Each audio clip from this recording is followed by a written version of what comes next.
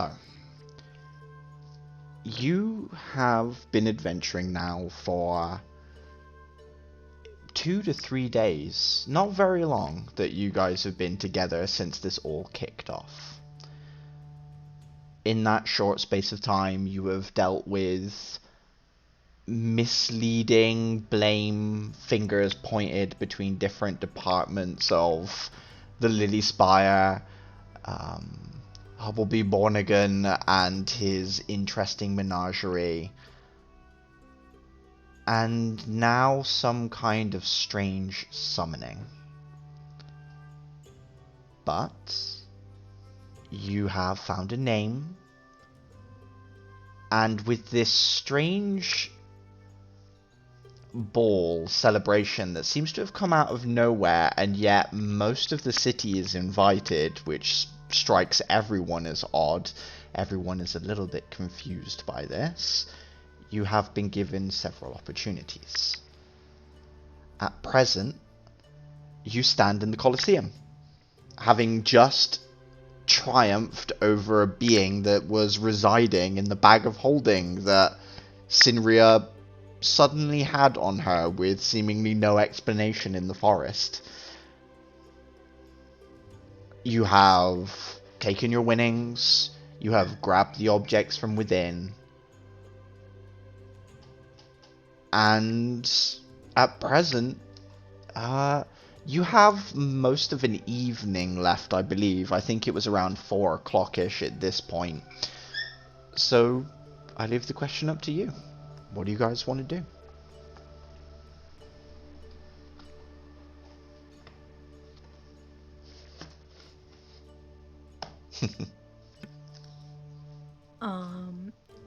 I think we were gonna go not snoop, but stalk. Stake out. Yeah, you guys Stake wanted out. to stake out the house of Wenslow that was discovered by Nadir, if I believe correctly. Yes, I believe I took down the address and placed it into my notebook, to which I then relayed to the rest of the party. Okay. Is that where everyone is heading straight away right now? I guess so. I don't really have any reason to do anything else at the moment. Okay. Yeah, I don't think I have any detours or anything. Okay. Well, you guys... Oh, go on.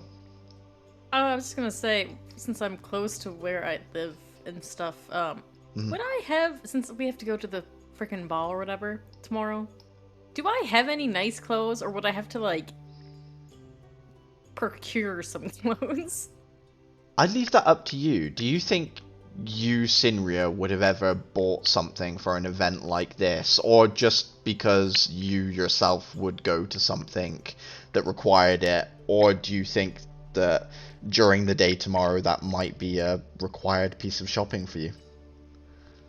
Yeah, I don't think she would have, like, herself, but I didn't know if, like, she would have ever had to get, like, dress up for any, like, I don't would know, I would church imagine thing? you've had to do like bodyguard duty for things like this, but in that regard, you probably would have just wore your armor over some slightly nicer clothes. My question is that what you're going to wear to the ball, or are you going for a full-on gown and, you know, like going as a guest as opposed to a member of staff usually would be your purpose for being at something like that.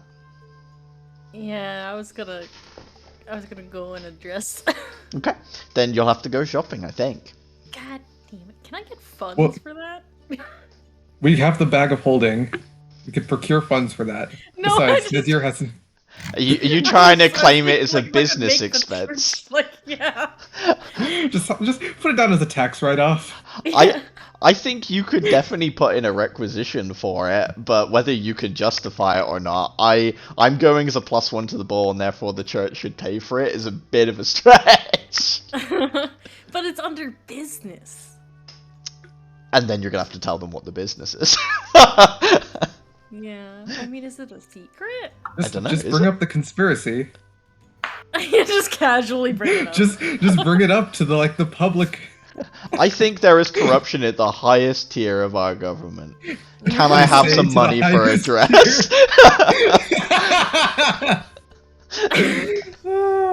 Alright, I'll just use the money we have. Okay. Nadir has to go shopping for an outfit as well.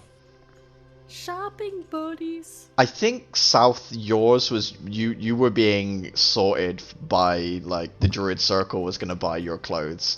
That's in the capable hands of the Archdruid Thistle. I'm sure that will be fine.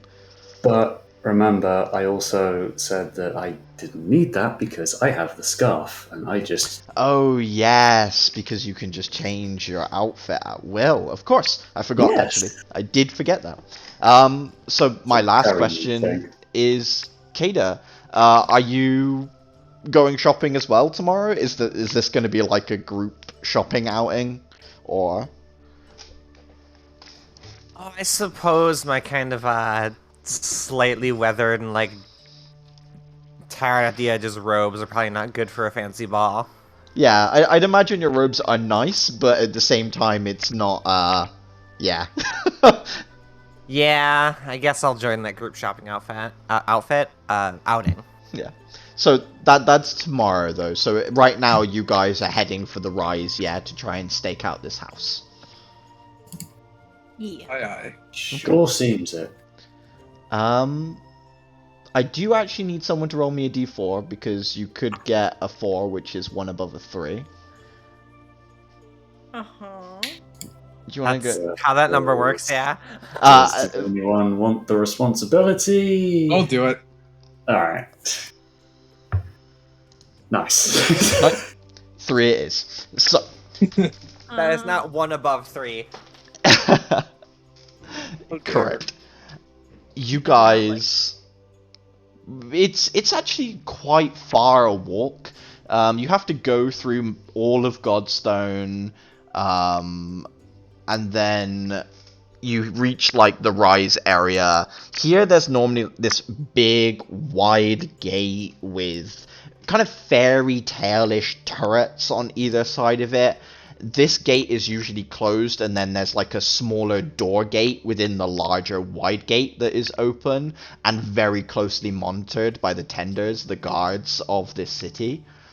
At present, this is wide open, huge thoroughfare filled with people walking in and out. You can see clearly delineated pathways, like people have put up various indicators for, hey, people who aren't normally from the rise, you have to go this way, follow this path, and you can see it curls off towards what appears to be a very large walled estate with hedge mazes, multiple of them, gardens, there are like kites and stuff in the distance, a full-on festival going on in the middle of this city right now.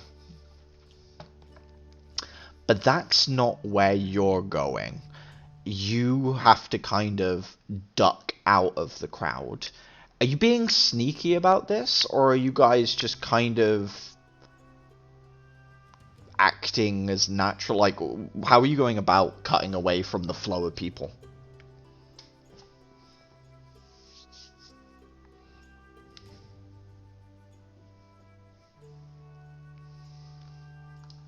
Is there any particular people that are like keeping an eye or just watching, or are they just like meandering about? There are like guards at the little turning points and patrolling guards going back and forth, usually in pairs. The tenders, the guard force of Terrace, are all ex-Gale Knights, all used to be in some sort of service, very well armed and armored. Usually past their prime in terms of physical fitness, but experienced and, you know, not, by no means are these green individuals that are patrolling at present.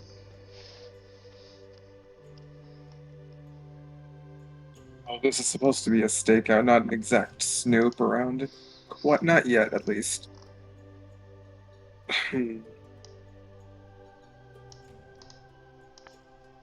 So you're trying to cut away quietly, or?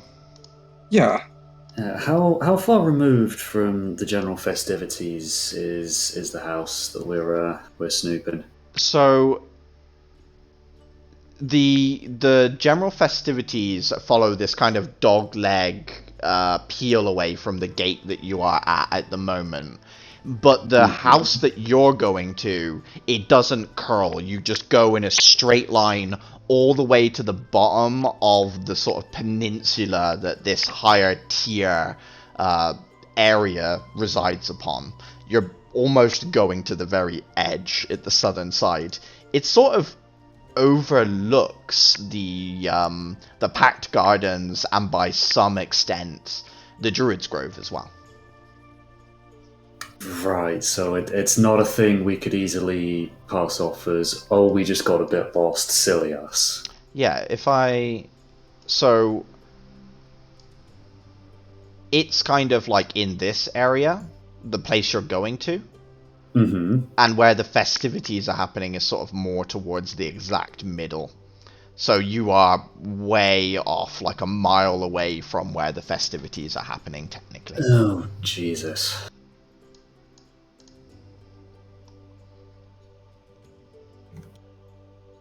I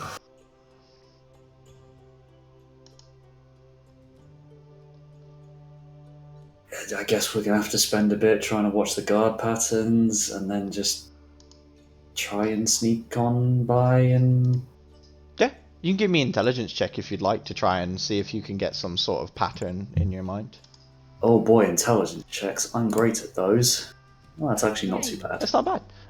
There are a lot of people, they are doing their best to just keep the flow.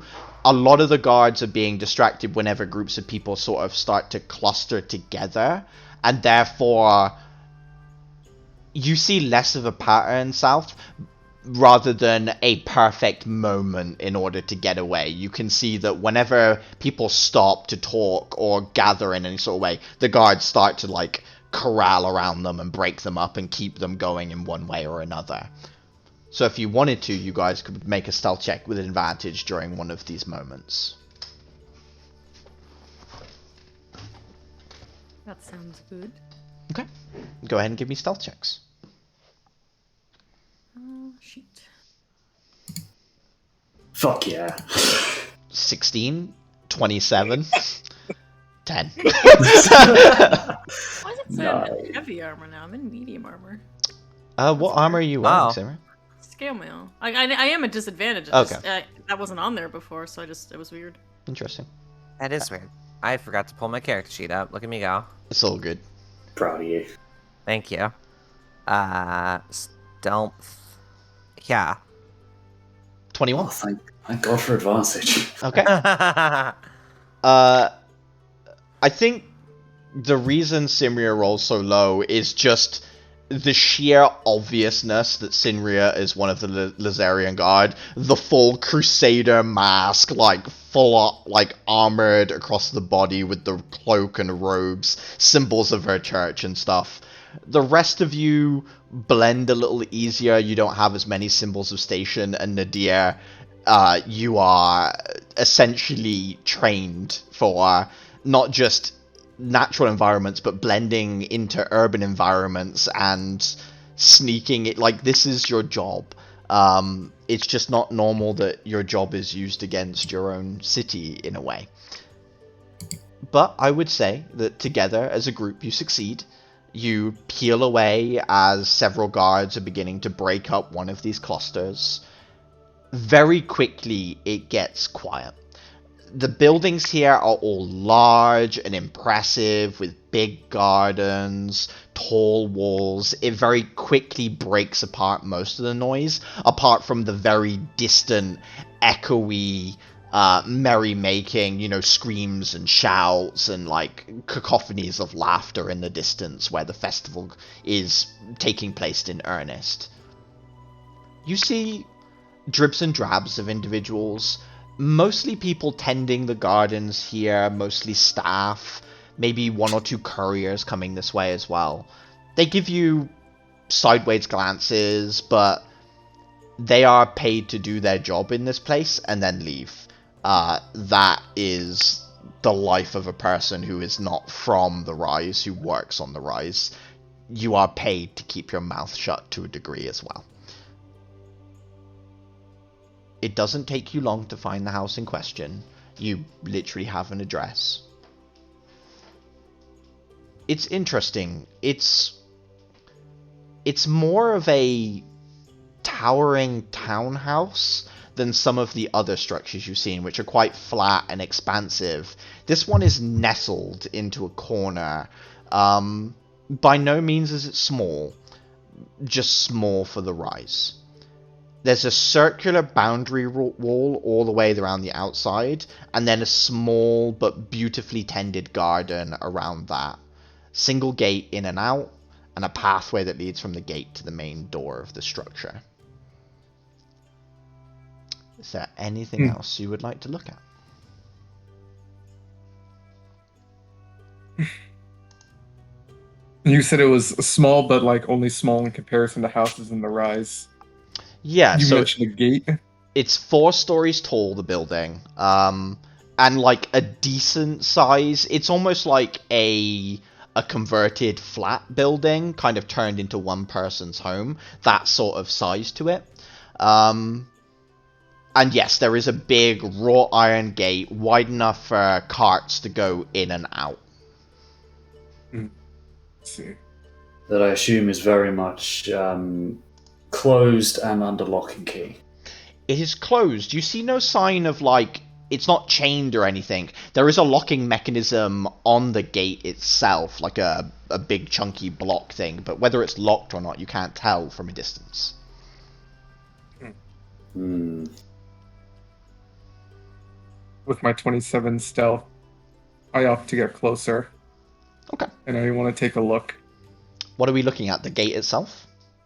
The gate itself. I want to see if it's like, if there's actually a keyhole of sorts, or if it appears to be something that might be magically, enchanted. You can give me an investigation check. Ready?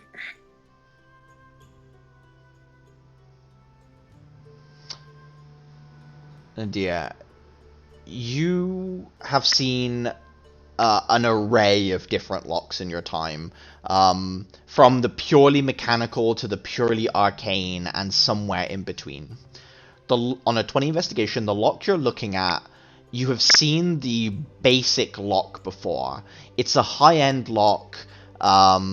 It needs like a specialist tool that isn't in most thieves' tool sort of kits to unlock as a basic set. You know where you could get one in order to unlock it if you wanted to. That isn't what concerns you. What does concern you is, even in all your experience, you don't recognize the metal that was used for this gate. It doesn't appear to be a magical metal in the sense, nor is it like adamantine or mithril. It's got a very heavy red tinge, like a rusted red, to the metal composition that you're looking at. But it doesn't have the texture of rust. It doesn't have the texture of rust, no. It doesn't seem like this is rusted iron. It just has the coloration of that. Okay, I see. That's going to be difficult. The tool itself, do you think the material might do something itself to... That's your concern, yeah. So the tool that you need is like a raking tool. It goes across a bunch of pins very quickly. Now, you normally get like a very hard material for a thieves tool like that, but if the material you're rubbing the rake over is in any way tougher or even overly brittle, it can ruin it, because either you break the lock or the lock breaks your tool. And without knowing what material this is, you don't know how sturdy a tool you need in order to match that. I see. It's almost... So the wall around the building and the gate, isn't that high. Like, it's tall enough that now you're up against it, you can't see over the wall, but at the same time, you could climb it quite easily. It is still just like a boundary wall more than anything. It's almost easier to go over than it would be through the gate as you're stood in front of it, Nadir. Before I do anything else, is there anything that may have forgotten about the rise, or like any particular, not patterns, but like anything in common with the people that reside within it, like what their prestige is? Very prestigious, very wealthy, usually ex-adventurers that had their experiences on the land when Terrace moved into an area, who then capitalized on whatever they gained and used it to buy land here and build large monuments to their experiences. That's the majority of the mansions. It doesn't necessarily mean everyone here is like that, but that is by and large the connotation that comes with living on the rise. And nothing to know about Winslow other than he lives in the rise. Not a name any of you recognized, no. Not a face to a name either. Certainly not. I look at the metal again. Given with your descriptions, I have like a suspecting hypothesis over what it might do if it meets contact with like any sort of lockpicking tool. Given that you said that the coloration is that of rust. Mm-hmm. This isn't 100%, and I don't know as much as you do, but I suspect that the material itself might actually rust any tool that's like used against it. It's certainly possible. I'm just gonna keep that note in the back of my head. I'm not gonna actually like. So at the moment, the three of you, you've seen Nadir go up to the gate and is kind of looking around it, poking around it a little bit. Is there anything the other three of you want to do? Are you kind of fanning out around the building, or are you looking for a secluded space, or what's going on with the rest of you? Well, South for definite would be using the wings to his advantage and going up to the frankly gargantuan wall for him.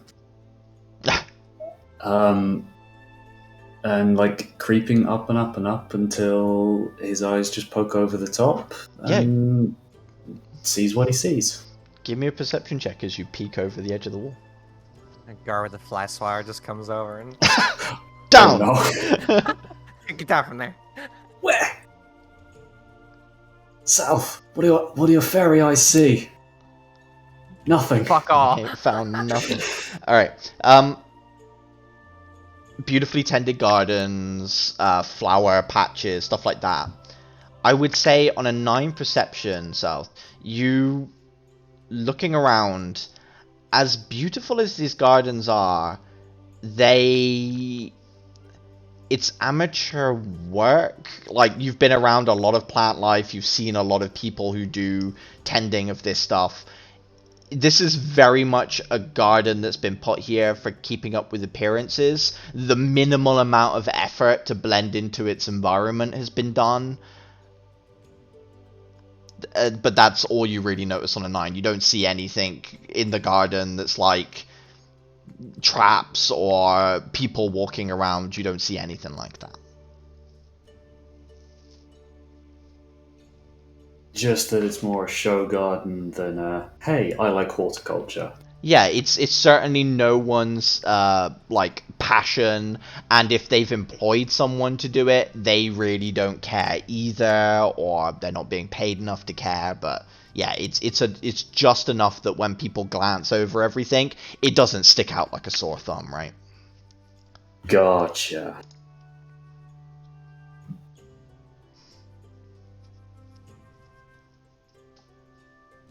What about you, Sinria? Are you doing anything at this point, or are you just hanging back and waiting for the others?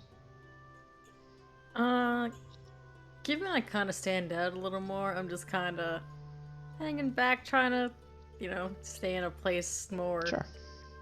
out of sightish. Do you want to give me a... I'd say either a survival or investigation check to just find a little spot that you can sequester away in that the others can come back to. Yeah, on a 17, you find, like, there are no real side alleys here in the Rise. It doesn't work that way. But at the same time, there are little, like, garden areas and green places for people to sit. You find one which is quite shaded. There's that play between light and dark that lets you hide here quite easily. So the rest of you see Simria go off and find that area and kind of post up there. What about you, Kada? I don't know if I can contribute a lot that the other two haven't already. That's fine. There's no, like, I can't get, like, a low viewpoint, can I? Because South went high. Yeah, no, unless you've got some way of digging under the wall somehow, or some other form of remote viewing, then no, Trying unfortunately. to pull out this spade that I got from right now. Blow up the wall! Don't think I have good enough means to do that. I could certainly try. I could mage hand and pull the wall apart brick by brick.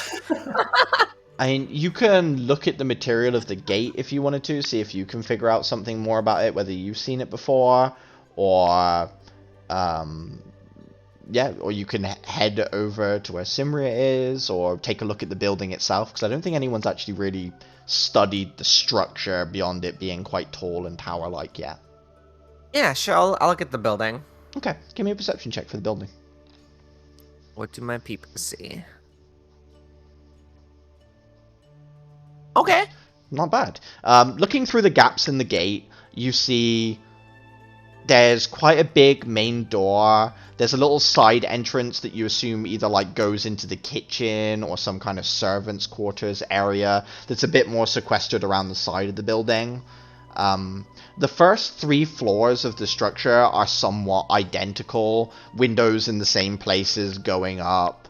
You do see little hints of like a drawing room, some sort of living room, maybe you might see the posters of someone's like 4-poster bed in like the 2nd or 3rd floorish area.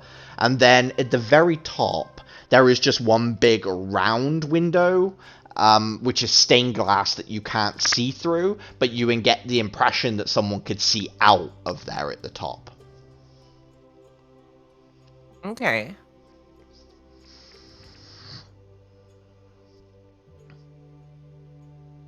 Yeah, otherwise the stonework for the building is pretty typical for the area.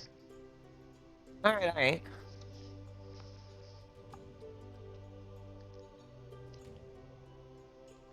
So what are you guys doing? Are you hunkering down here for a while, or dare I say, are you pushing your luck?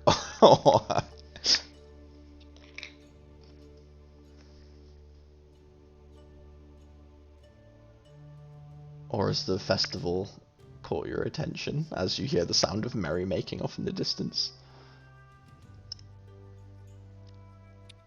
For now, I'm gonna leave the lock behind.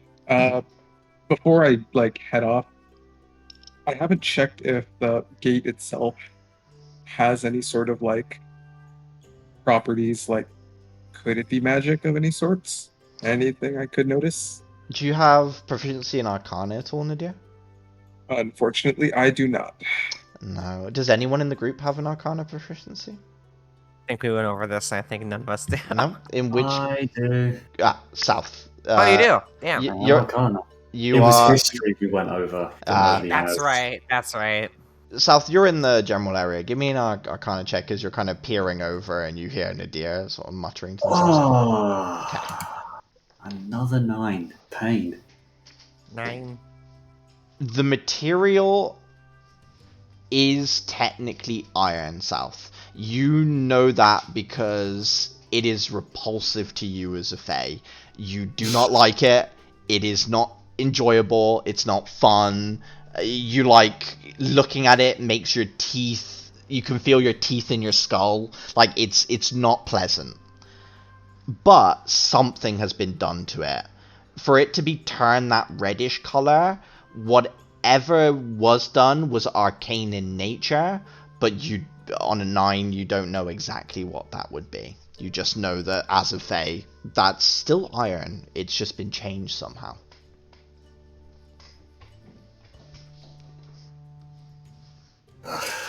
Well, Guessing, that is, ugh, I do not like that. Magically tampered iron. Right. The deer just like sort of snaps his fingers. Right, I forgot you guys have that. Quite honestly, so did I. It's not exactly often I come into contact with the stuff. Because I dislike it. Fair enough. He sort of backs away, like surveys the area, makes sure they're clear to go, and just sort of trots off. Wants to rejoin the rest of the group. I would note, interestingly, Kada, you have no such aversion to iron. It's probably the first time that you're actually, like, hearing about a Fae having a problem with it. You've got no issue with it. Oh. Can I go, like, touch it? Yeah, you touch it. Alright. There's some, like, there's a weird, like, staticky feeling between you and it, but it's not like it hurts you or Spicy iron. Yeah. But no, nothing like South gets, despite you both being of the Feywild. Meanwhile, South just hissing in the corner. Like a cat that's been sprayed with water, yeah. So yeah, you guys are able to gather back with Simria. I guess the question is whether you're staying here and staking it out for a long time, or whether this was just a little sortie and check. Probably a little sorty, but would South be able to do like essentially a flyby of the place and like do a quick lap and see if there was any particularly glaring security flaws? My question, as always, is: are you trying more not to be caught, or are you trying more to find something? Probably more to not be caught. Give me a stealth check first.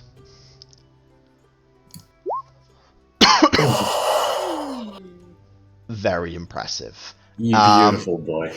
Give me an investigation check. You can have advantage off of the 22. And let's see that double nat 1. Oh, that's still not much better. Okay. Dang. So, on a 10, I will give you a choice of 3 things to know about. Do you Okay. want to know about the windows, doors, entrances, and exits of the building? Do you want to know about the garden grounds of the structure? Or do you want to know about anyone you may have seen in the windows as you were going round at the structure?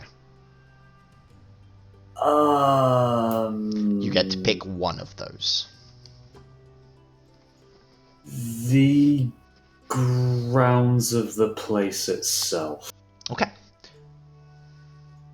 As you go around and get a fairy's eye view of the situation, you notice that your first instinct about the random chaos of the flower beds was only half correct.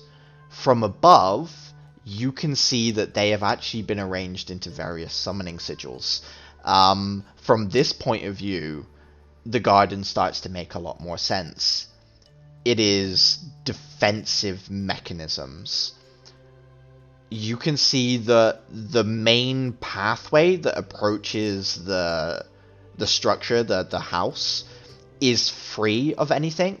But if someone tried to go through the gardens, it looks like there are summoning rituals for various devils, from bearded devils to some more potent ones as well. Especially at the rear of the house, you notice the incantation protection around the back of the house is markedly higher than the front. I would say with your 22 stealth check, you realize that there are more windows and stuff on the front of the house. It's easier for them to see someone coming from the front. They maybe don't need as much protection because they can just look outside from that side. That's what your instincts are telling you. But that garden is absolutely rigged up to fight back if someone even tries to jump over the wall anywhere other than the road. Yeah. Kinda had that feeling. There was... It wasn't just going to be a simple jump and walk in. Okay, yeah. After finishing his little flyby, catch up with the rest and report back that shit's a little bit complicated.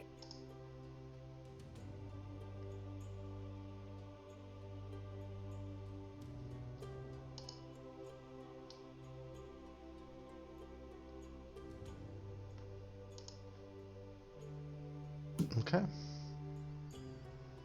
So, are you still staking this place out for longer, or hanging back and going somewhere away from here?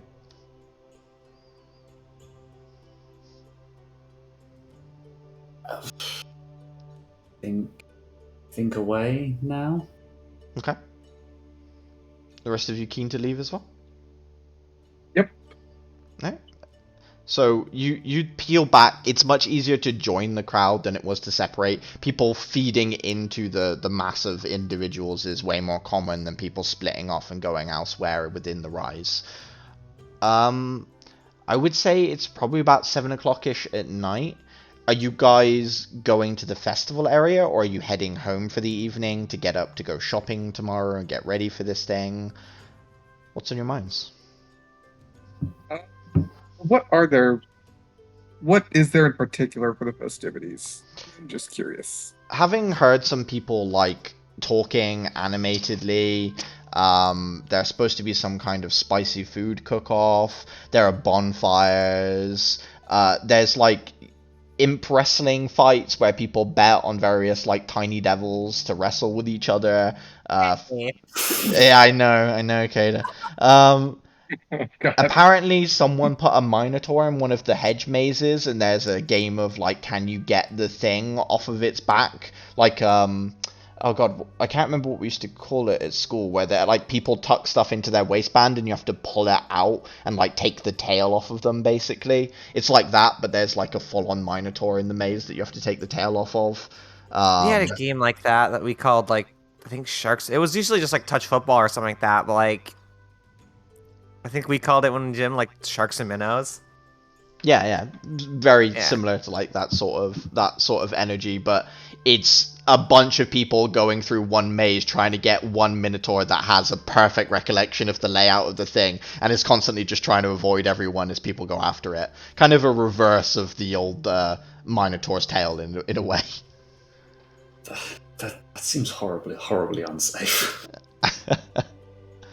The minotaur is a completely sentient, like not a bestial minotaur, like a genuinely, like, just a guy from accounting that was like, yeah, sure, I'll do it. Like, okay. What, like just a worker in the city, basically. Yeah. That makes a lot more sense. Okay. Yeah, it's not a like Baphomet aligned minotaur. He's got his senses. Awesome. And then there's music and dancing and food, other food, more food. You know how it is. Oh, it's just Goldfest all over again.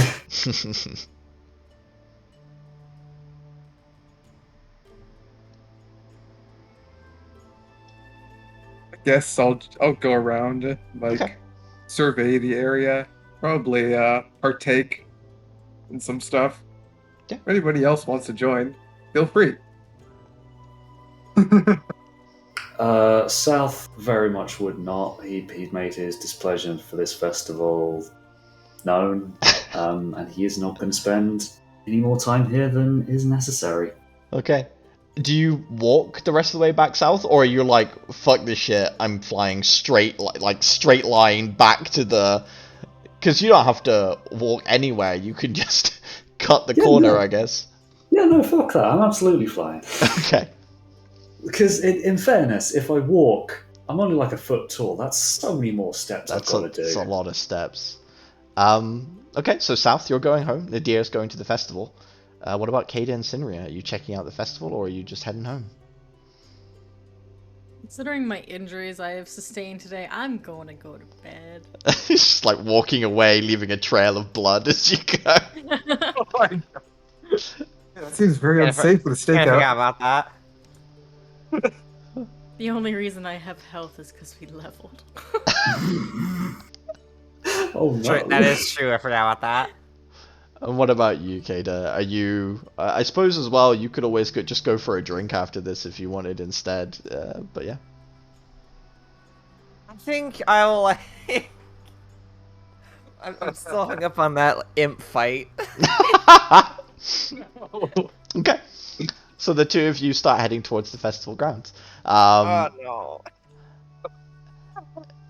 You kind of have to snake around everything a little bit.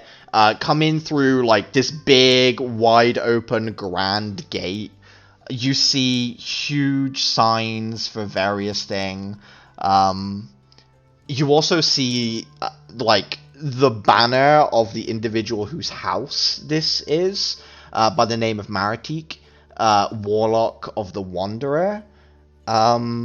And none of you have history, so I'm not going to tell you anything about that. Yeah. None of us have his. I think they just came up last time. Yeah, none of you Yeah, did. no proficiency in history. I have proficiency in history. Oh, okay. Give me a What? history check. Why didn't you say this last? It probably did end this way. We just all remember the funny part more than the resolution. Pain. Okay. This is very much a quintessential member of the Rise. As it says, he pacted with an individual known as the Wanderer. Because of Maratich's fame, people know kind of about this entity. It's this multiversal being that goes from place to place and like tries to investigate the differences and similarities between realities and map them out, and creates a map of all existence. Hence the term the Wanderer, is it just never settles down anywhere for very long. But yeah, Maratich is a warlock of that entity.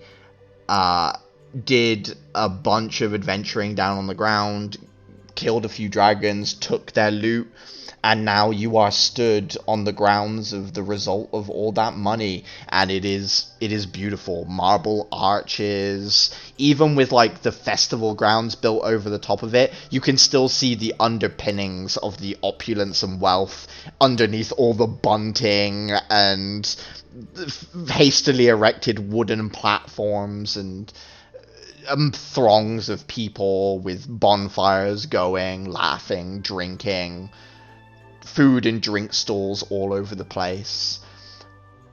Kada, your eyes are obviously drawn to the little, like, there's like a little pit with people stood around throwing gold and silver into the pit and like shouting and yelling and like just yelling demonic words that they clearly don't know, but it's on some card somewhere there where they're just like, yes, absolver of sins, like in demonic, just throwing those words out over the side of this pit, not knowing what they're really saying. Oh, dear. Let me change the music as well. There we go, it's a bit more like it. So yeah, are you heading to the imp fight pit, or are you guys splitting up and walking to various sections here? Are you just trying to absorb the ambience, Nadir? What's up with you?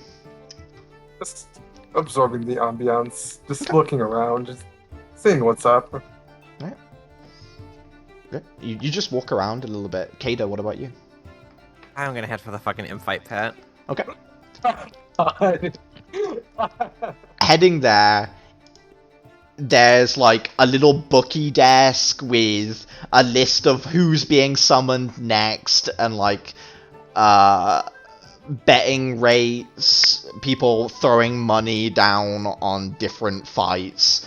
At present, like, there are 3 categories of fight: biting only, no biting, and knives. Like, those are the 3 fight categories that are listed. And yeah, there are just 2 devil imps at present in this pit, biting and punching and laying into each other while people cheer and throw money down. What do you want to do? Can I see, like, is it, like, clear, like, who's running this? Like... Yeah, it's a dwarven individual, very tightly braided beard, almost like, looks like it's pulling his chin. There's like some semblance of a red rash around where that's happening. Furrowed brow, deep brown eyes, almost to the point where it almost looks black. Like the eyes are almost black if it wasn't for like the direct torchlight shining some color onto them for you. But in the moment, he's taking bets from people, talking to people, directing them different places, and so on. He's in like the middle of a bit of activity, which you could get in line for if you wanted to.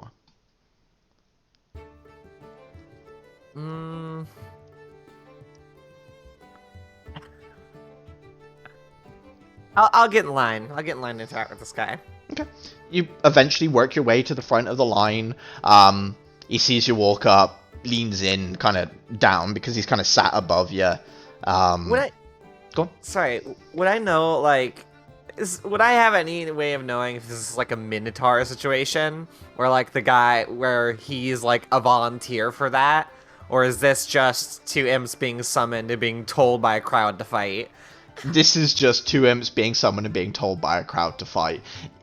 Unfortunately for devils, due to their nature as being evil entities, it's not often their rights are respected as creatures within the city of Terrace. They are disposable, summonable slaves. Oh boy, I'm gonna become like a civil rights warrior. But the dwarf watches you approach. He gives you a slight squint, gruffer a voice. Just, can I help you? I don't know how to play this. I'll just like kill. I'll just smile up at him with a toothy, like, fanged smile, and be like, "This is a very interesting little thing you got going on here." Yeah.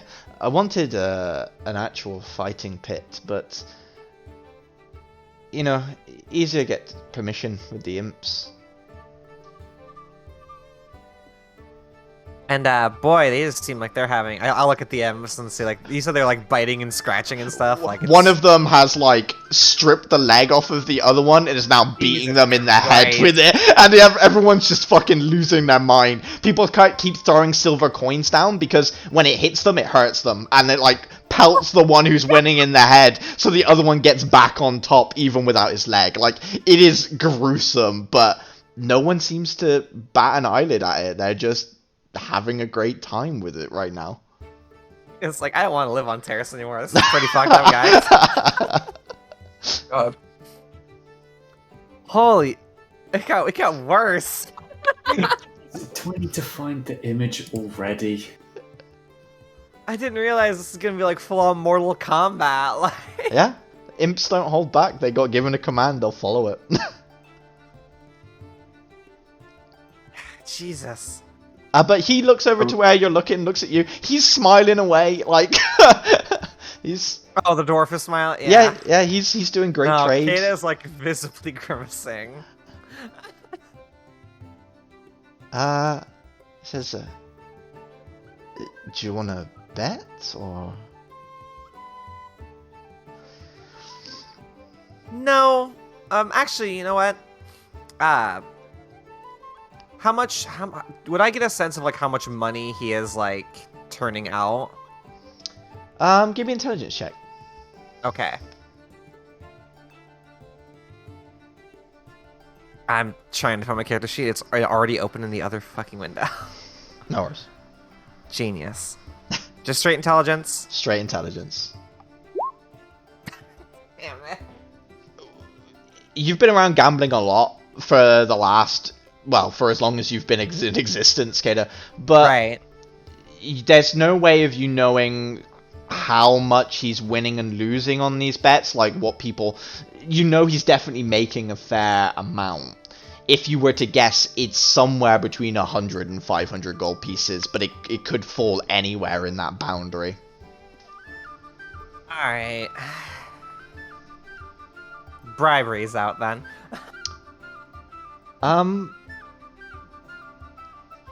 You've been to the summoning halls quite a bit, right?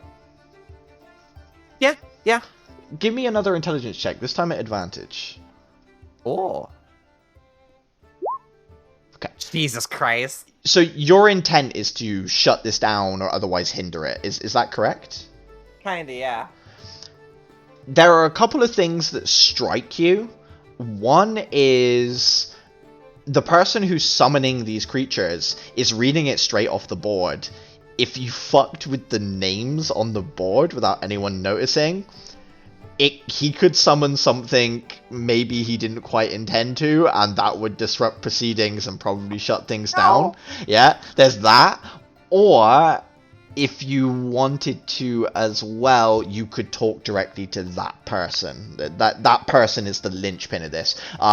Very not junior looking individual, but certainly not a high ranking mage. Probably from the summoning halls themselves. Not someone you recognize, so definitely up and coming, but very capable summoner. If for them to do this many like callings in one day, as it would seem to be. Man, that guy just burned through spell slots. Yeah, I mean these are ritual castings essentially, so you're right. he's Fair, good that's on fair, slots, that's fair. but it's still a lot of you can't fuck up in these things, right? Like it's a lot of mental fatigue and stamina. Right. Alright. Well, I will sort of meander away from the guy running things and make my way over towards the board and that guy. Okay. Yeah, you wind your way towards him. He's currently sat a little stall sort of area. He's got a drink in hand. Just water or something like that as far as you can tell, and he's like wiping his brow, looking at the board, sort of looking over at the fight, trying to work out how much longer it's going to be till that imp bleeds out and he needs to do another summoning. Like he's sort of eyes between the two. I will also say, Morgs, that is the exact image I had in my mind when I said. Yeah, it's very much a favourite amongst our parties. All right. I will kind of like sidle up to him and see if maybe I can get his attention without like actively looking like I'm trying to get his attention, you know? Okay, yeah, you give out some like subtle I'm here sort of vibes, and as his eyes are flicking between the two situations, you're a little bit shorter, but you're also like very brightly colored, an individual. So eventually his gaze dips towards you, and then like looks away, and then dips back, and then he puts down his drink and looks at you and says, "Hey, everything okay?" She'll like not look at him, and she'll just keep looking at like the brutal imp combat in front of her and be like, that depends. Do you think that's okay? Like this? And she kind of like nods her head towards that. It's like, I'm gonna have him make a wisdom check to see if he gets what you're saying. Okay. He looks at you, he recognizes what you are and recognizes what you're trying to say. Heavy sigh from him. Yeah,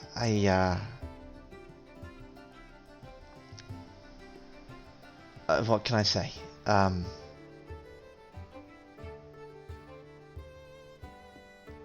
He just seems a little bit lost. Like he understands what you're saying, and at the same time he understands what he's been hired to do and what the general consensus of people here in the city is.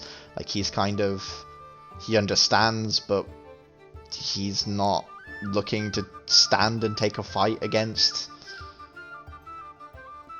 his society. Howard. Yeah. No, it's fair. Yeah, he is. Kato will like shoot him like a side glance and be like, "How much do you make? Like how much do you like take home from this?" About 50 for a couple of nights, I'd say. Like per night or like? Yeah, 50 a night, usually a set amount of nights. Yeah. At the summoning hall might be a bit more, but... I was really trying to... Oh, I have more than I thought I did. Trying to buy him off? A little bit, yeah. I forgot I had platinum. Yeah, what do you want to try and slip him? And what do you want to try and... I'll just... No concrete numbers yet. Okay. But I will, ask him... How much... for you to accidentally summon something else that would shut this down? Nothing too dangerous, but... something that would be enough of a problem that maybe the guards would shut the operations down for at least this festival. Give me a persuasion check. Just to get the conversation rolling. Damn it! That's what I should be good at! He leans and like tilts his head, looks at the dwarf, then looks at you and says, "Yeah, I recognize you from the summoning halls. Look, if this is some kind of test, I promise you, I'm very much capable of this many summons. I'm not going to make such an easy mistake."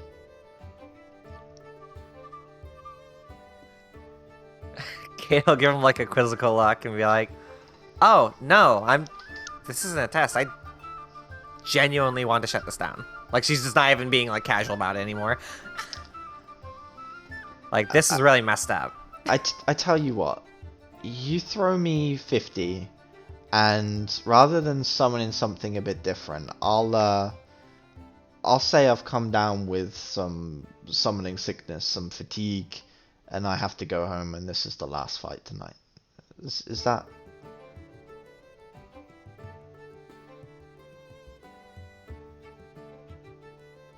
How long are the festivities on for, DM? So there's the festivities go until tomorrow, Okay. and that is the last of it. And today it's going on to like the early morning, like 3 a.m. ish, and I'd say it's like 7, 8 at night right now. So you'd be cutting it a day and 4 hours short for the imp fights.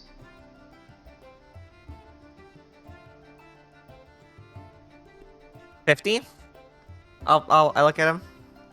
He again looks around a little shifty and then nods. Good enough for Kata. And I will give him 5 platinum. Okay. Takes it, puts it in his pocket, grabs his drink, kind of tilts his head back, finishes that, and then walks over to the dwarf, and he is going to try and... Yeah.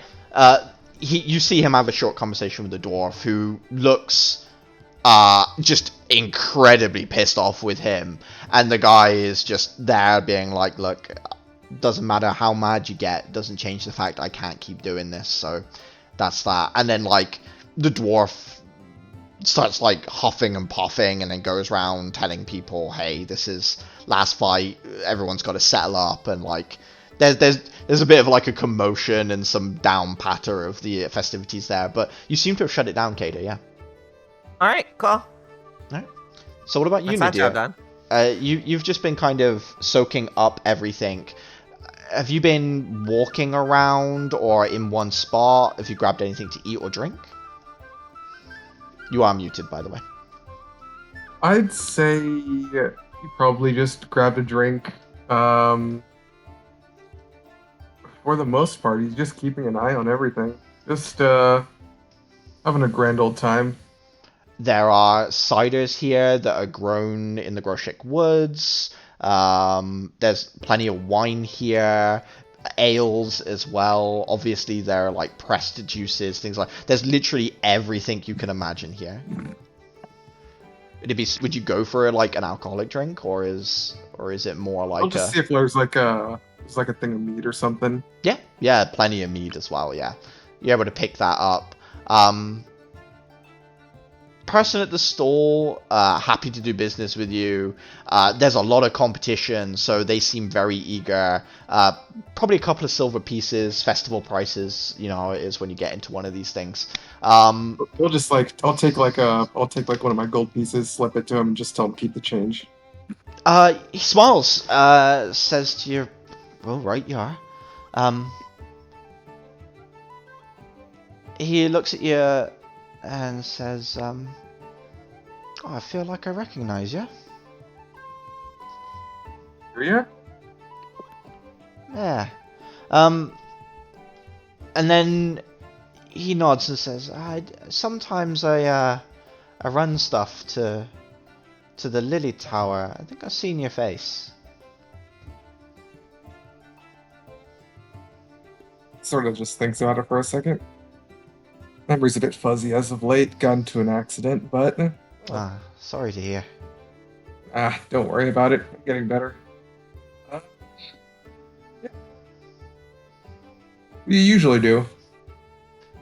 Oh, still the mead, but you know, some people trust it more than the water, especially when the water's low. Yeah. I feel that. So how are you finding the festival? Pretty decent overall. Do I see Kata anywhere? Yeah, you see her talking, like, this is probably during her conversation with that one guy at the summoning circle, so you can see her off in the distance. She's having a quiet corner discussion with some summoning mage. He looks at you and says, "It's impressive for something that was pulled together so quickly." Really? Quickly? I only got usually take a...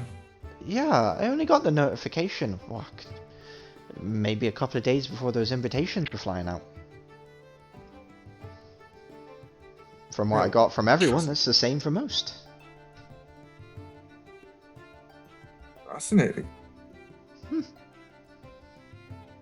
I'm with you. I thought these things took time. Yeah. Is there like any sort of history I can roll to like see how long it usually take? I don't think you have to roll history. I would say you get the impression it's definitely strange. Like, even if you could put together something like that this quickly, it's a question of why would you want to do that to yourself? It definitely seems odd, even without rolling.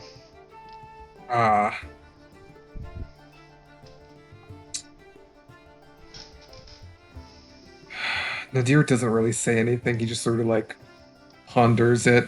He swishes his drink and then just like sort of like absentmindedly drinks. Quickly.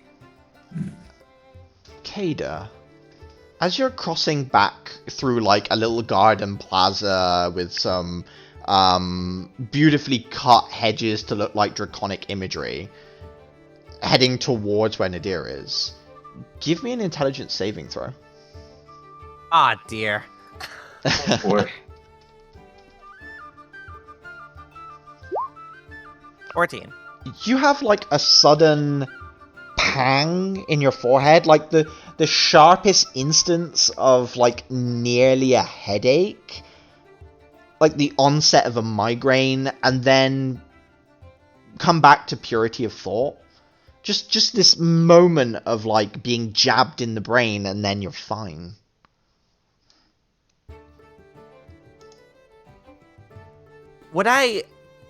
I'd probably be familiar with what that was, right? I would say no. That's the first time you ever felt No? anything like that. No, that's new. Oh.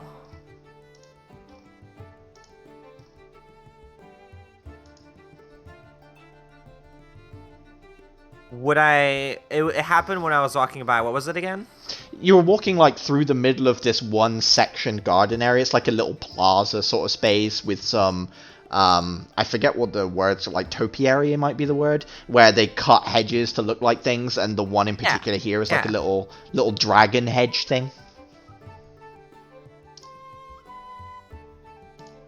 Do I see like anyone? Yeah, you're looking around and it's just nothing. Like you wanted to, like, as you're glancing about, see something obvious, but it's just not there.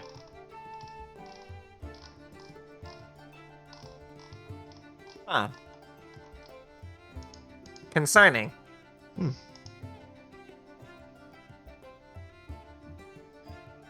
Would I have been able to recognize it? It wasn't just like a random head pain or something. It was like something was acting on me. Something strange happened there. Like, yeah, you've never felt it before, but at the same time, it felt almost innately alien to you. Okay.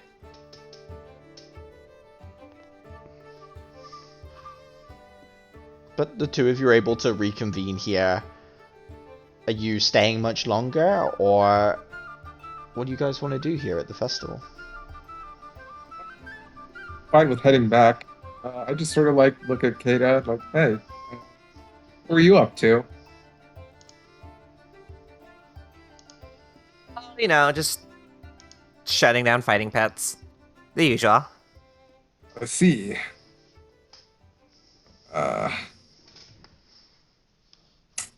Hold on. I'm trying to think, like, what would be Nadir's opinion on this?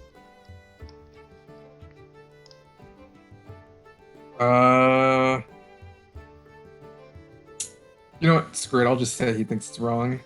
Yeah. Otherwise, we'd have a problem.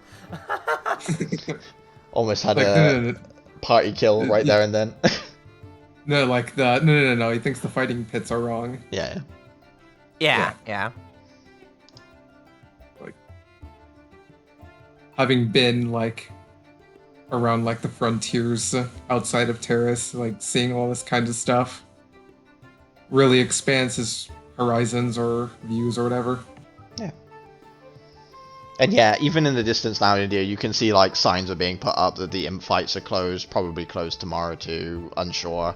Like if you can get a replacement in time, all this sort of stuff is like going up, and the crowds are beginning to flood away from that area. Well, Nadir just like shrugs his shoulders and is like, nothing of value was lost, I guess. Well, I lost 5 platinum, but oh well. Oh dear. Right. If the two of you are then splitting away from this, I will cut back to you, Sinria. You make your way back to your home. You see that your door is slightly ajar, and you can hear the sounds of Pareko moving around in your room, basically. He'll give a slight sigh, and then just kind of like kick the door open. He's like facing away from you. He's got like his mask slightly up to one side, like eating a sandwich in your room, kind of turns around, look at you as you walk in. Oh, hey. How many times have I told you not to eat in my room? A lot. And one more. One more is tomorrow. Gotcha. What are you doing here? Well, you remember I told you I was going to do some reading Oh. about your dreams? Yeah. I almost forgot about that. You think you might be an oracle? No. Well, I mean, it's just I couldn't find anything to do with us. I assumed it was, you know, an us thing. But maybe it's more like a you thing.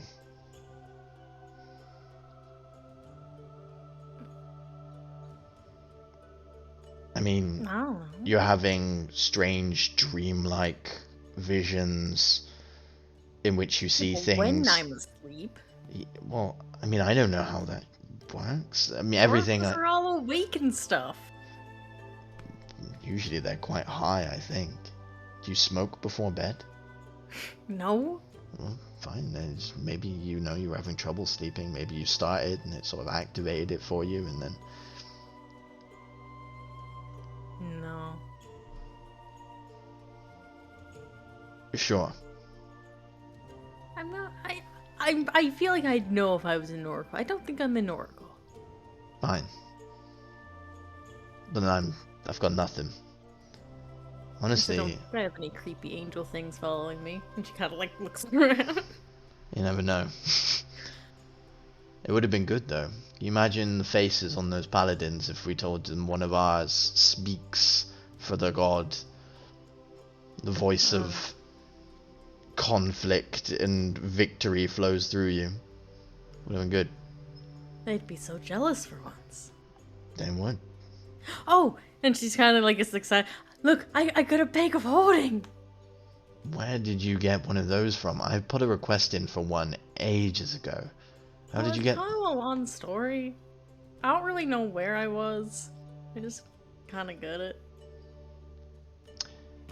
Look, whatever black market you went to, fine. I'm not gonna ask questions. She just doesn't say anything. She's like, that's for the best, probably. She doesn't want him to, like, worry about being, like, transported to some weird haunted house. Well, look, even if you're not an oracle, maybe you should go to one. Didn't you tell me not to go to one? Well, yeah. But that was when I thought it was an us thing. I don't think it's an us thing anymore again. I can maybe go tomorrow. I have to do some stuff. Oh yeah? You know the mission.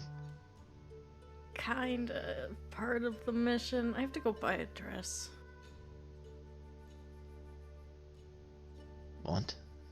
I have to go to that ball. You've been ordered to the ball? No, I'm not been ordered to the ball.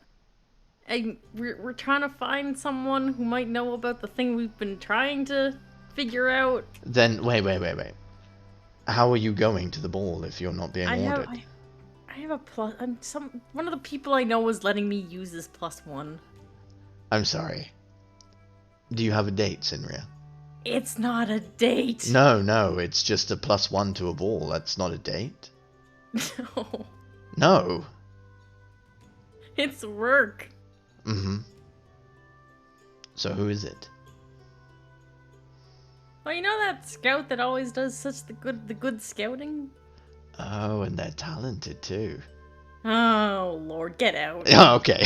You like shove him out. It's just like it's like half the smirk visible, like some mayonnaise like in like the facial hair. As you like shove him through the door, slams behind him.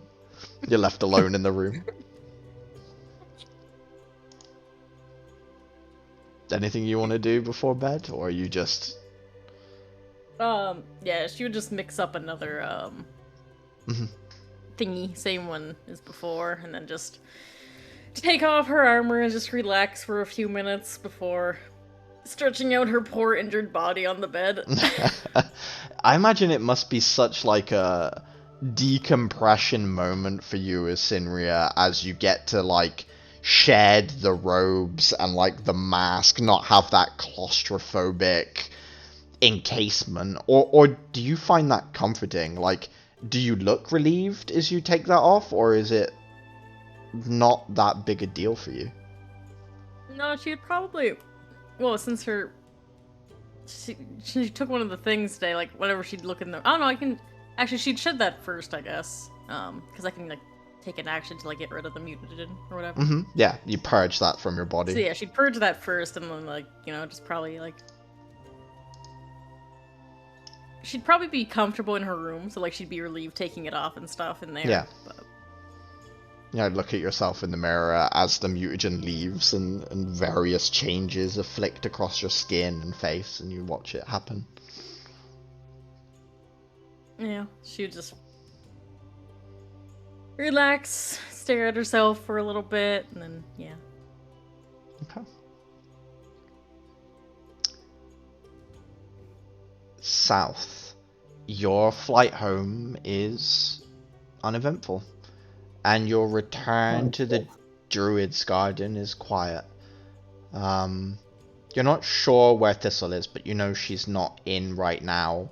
Maybe she was called away, something to do with the Lily Tower, or maybe this festival she's had to do something for, you're not sure. But whenever she's not in, it's always much quieter here at the circle. Obviously you've got Permit at the desk at the front, and Paudric is like at present in your room, like asleep on the sofa. Of course he is. He sleeps like on his back, you know what I mean? Like arms up, legs straight, like in like a log. Just pure decadence. Yeah, just pure decadence. Like sees you enter the room, opens one eye, and then just does the deep and then kind of falls back to sleep. Such a hard life you lead. I assume nothing interesting happened while I was out?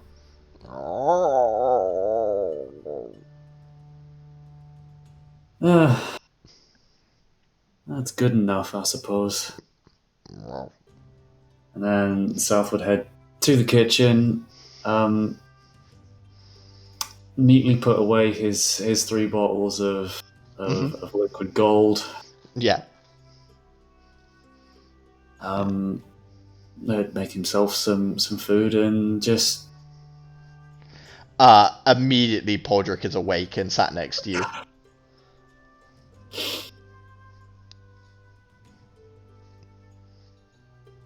One of these days, I'm just gonna teach you how to cook this thing your damn self. Smacks lips, drool onto the kitchen floor, just big slurp.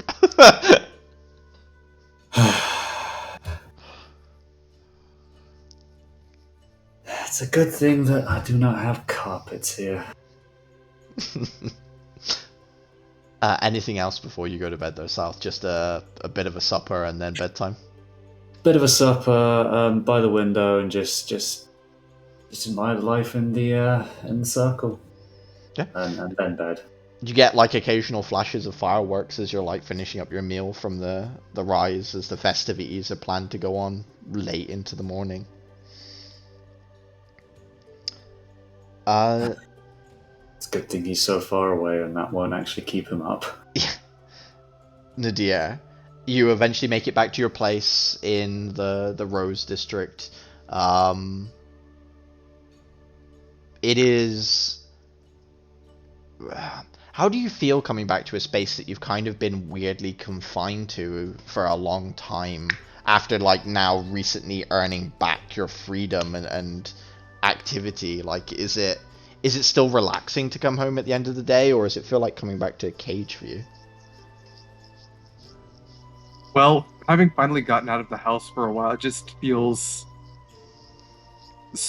It feels more or less like a liminal space where you can kind of settle back into. Like, you want to go home, but you're already home. Yeah. So it's still not a place that you feel like you can fully relax, like just decompress in right now. It is the place where you must, but maybe not the place you particularly want to. Is that kind of something like that? But yeah. Given now that the door is just like free for him to go through, now that he's up and about, eventually he'll be able to just see it as just a living abode. So is tonight, write in my diary, make notes of things that happened as per, Yeah. and then bed? Or? Yeah, and how his head is surprisingly a little bit more clearer, coincidentally, after that fight in the arena. Must have knocked something back into place, huh? Yeah. Something like that. Kada, I'm not sure we ever fully discussed where it is you live here in the city. Are you Arcane Ward? I think, actually, we may have decided it was the Arcane Ward that you resided in. But... Yeah. Yep, Arcane Ward, because that's the reason why I visit the Undercroft so often, is because I live near that area. Are you heading to the Undercroft on your way home, or is it straight home for you? I think I'm just gonna head straight home. Okay. You get back to your place. As you walk inside, everything is pretty much as you remember it. I assume it's like... Is it a bit organized chaos for your character, or is it neater than that? Like, how does Kada keep her space? Probably the former. Probably organized chaos. Probably no thought to, like... Not much thought to where, like, anything is at, but she knows exactly where everything is. Yeah. On the, like, the bedstand beside your bed is a... kind of like a double-size letter with very beautiful gold leaf over the rim of the letter itself, and then a big golden wax splodge with an impress of the symbol of the season of spring. Okay. I guess... Is it like it's a closed letter? It is a closed letter. Sealed closed, to be precise. Oh. I guess I will go take a look and open that letter out. Okay. Breaking the wax seal, opening it up. It is an invitation. It is addressed directly to you, Kada. It is from... Let me just double check. It is signed from Oberon, King of Spring. It addresses you as the individual who placed a query through the standing stone of the terrace. Oh, boy. And it invites you to the Hunt of Mid-Spring, which it goes on to explain to you is the hunt for a phoenix. Attendance is mandatory, and depending on the result of this hunt for the phoenix, you may be brought into the royal family of the House of Spring, or you might perish. Sincerely, Oberon, King of Spring. You might be royalty, or you might die. Anyways, bye. It's pretty much the energy this letter gives. Uh-huh. Alright, well, she'll just set that letter down by her bedside, but just keep it there for now. I would say, by the way, you know mid-spring is in about 2 weeks' time. I was gonna say, like, she probably has some time. Yeah, she does. Okay. So, deal with that. Other problems currently. Deal with that later. Anything else before you go to bed tonight? Oh boy, that would be something I have to bring up to the party. No, I think I'm okay. Okay. Then you all get your night's sleep, all get your short rest off. Any hit dice that you need to spend, you can spend, and any warlock spell slots you get back, all that sort of stuff, all returns to you. Yeah, boy. Anyone spending hit dice that needs to declare them now? Mm-hmm. We'll spend one hit die. Okay. I will spend... You know, I'm gonna spend all 3. Okay. I'm gonna need it. You are down there, yeah. Is it short rest or long rest you get hit dice back on? It is a long rest. You get half Rest? your hit dice maximum back, yeah. Did you already use the hit dice, Sinuya? Yeah. Okay. Just making sure. Now I have 0. Those are pretty good rolls, though. Yeah, 8, 7, 8's nice. Yeah, those were. 8 plus 7 plus 8, 23. Almost back to max, right? Plus 23. Yeah, Oh, I'm no. 44 out of 55. 11 off still. Yeah, but I suppose your hit bar is big. It is a big bar. I have much health Okay. for level 4. Was South meeting up with the others to go shopping despite the fact they don't need to, or if you got something else that you're doing today instead, South?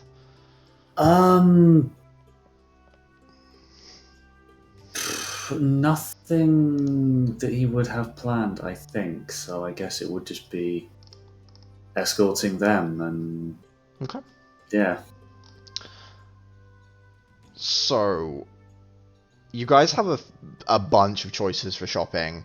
The Rose District has a bunch of higher price, but I think in Cada, in your opinion, probably lower quality goods. The Arcane Ward is a little bit messier, less perfectly laid out. Investigation checks for what you're looking for are a little bit more difficult there, but the general quality of what's been made is better.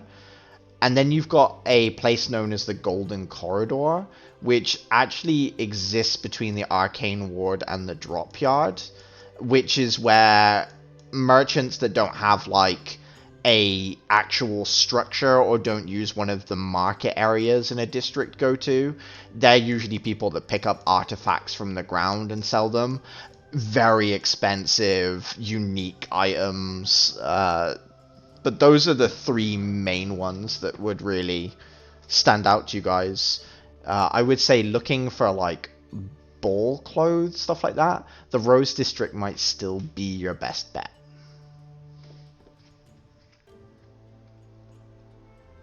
That's up to you. Said the Rose District? Yeah, for stuff that's just like mundane but quality, nice clothes, Rose District. More formal clothes. Yeah. Well, that seems like a nice start. The Arcane Ward would have that stuff. It'd be a little bit harder to find, and generally speaking, they all have some form of enchantment to them, which bumps the prices, obviously.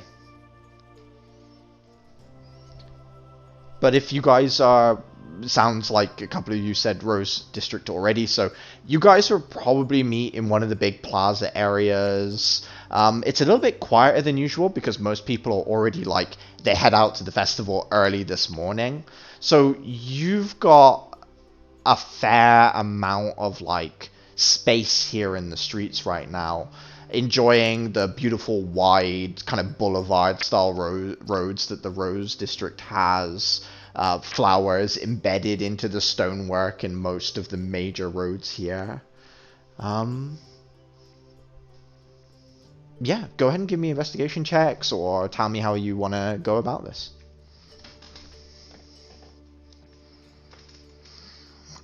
So today I would have used my mutagen like right at the start of the day, and I would have went out in plain clothes. I'm not in my full armor. Okay. It'd be the first time you guys have seen Simria out of armor, I think. Yes. Are you wearing the mask still, or is that gone too? No, my appearance is different. Okay. So, first time seeing Simria's face for most people, right? I think for everyone, yes. Yeah. What do you look like? That's a good question. I need to find the art I had. Where did I put that? You have a specific art? Yeah, I believe so, yeah. Downloaded, but that might have been on my old computer. I think Oh, no. If I remember correctly, you've got like golden. No, that's my normal appearance. Then I'm not sure actually. I don't think I've seen the art that you're talking about. I sent it to you. I'm scrolling through our thing right now. Try to find it. We have a good approximation before you send the full art. Sec. Oh, I've got it here. Manny, 1 second. I just found it. I'll leave it to you then.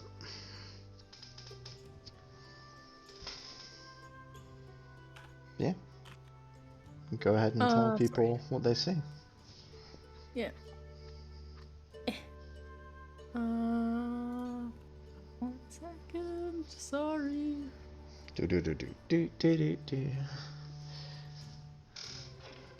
Oh, that's not helpful. Oh crap. Okay. I need to scroll back up. Do you want me to put it in the terrace chat? Yeah, if you have it, yeah. I clicked to save it, but it did not There you save go. how I wanted it to save. Okay. Yeah, she's probably like maybe more attractive than people would have thought she might be, just because like always, covered in mask and stuff. She has like long brown hair that she'd have just up in a ponytail right now, and yeah, just like no scars or anything, just smooth, which is probably a little odd, but yeah. Nadir just like sort of just he kind of looks at her and he just sort of remarks, "Well, given all the armor, I thought she'd be paler." And you'll kind of like look down at her skin and be like, "Is this not pale? I thought this was pale." And no, you guys are looking at a surprisingly tan individual. It's true. Hmm. Well, you do keep giving us surprises. I didn't think we would ever see the real you. Say, maybe there's a lot of sunlight wherever you go and you forget. When I forget? I don't know. Wherever you guys went when you had that stuff in the middle of that fight. Or after the fight. Oh. No, it was quite dark. Oh. You guys would note as well, like, whenever you've been with Simria before, there's always some measure of people looking. She's just invisible to people now. Like, it's like being, yeah, it's strange having been around Simria for a while when everyone kind of always tries their best not to stare but fails miserably, and now is just another warrior on the street. Weirdly, Sinner probably looks like more uncomfortable though. She's more comfortable in the art than not. Yeah. Yeah, she'd be like fidgeting and looking around a lot more than normal.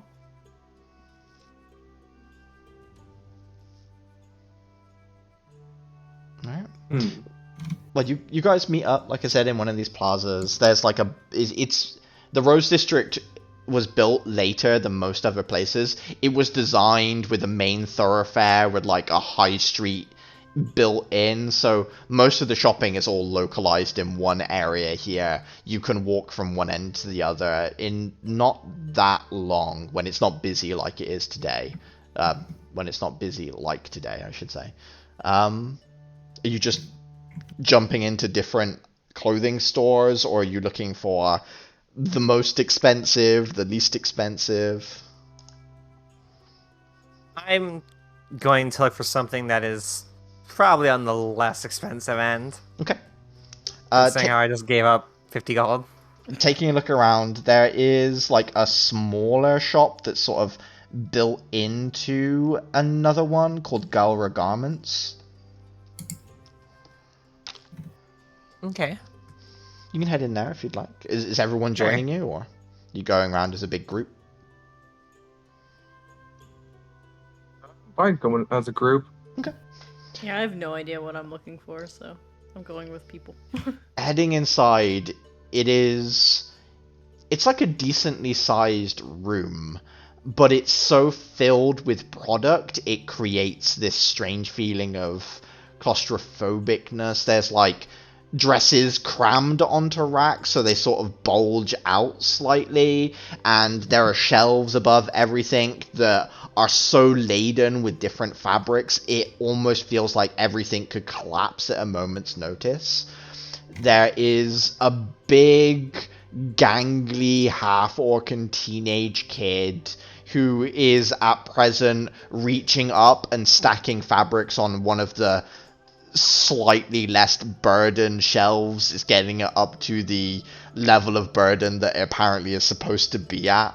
And then a not old but aging gnomish woman, half moon spectacles, greyish hair, and she's at present looks like she's mending something, maybe patching something together. But she, as soon as you enter, she very quickly puts the pin into like a pincushion thing, takes her hair, ties it up into a messy bun, a few strands kind of falling across her face as she comes like hopping around, like just little hoppy steps because she's got quite short legs, moving towards the group. She introduces herself and says, my name is Gelra. Welcome to my store. Can I help you today?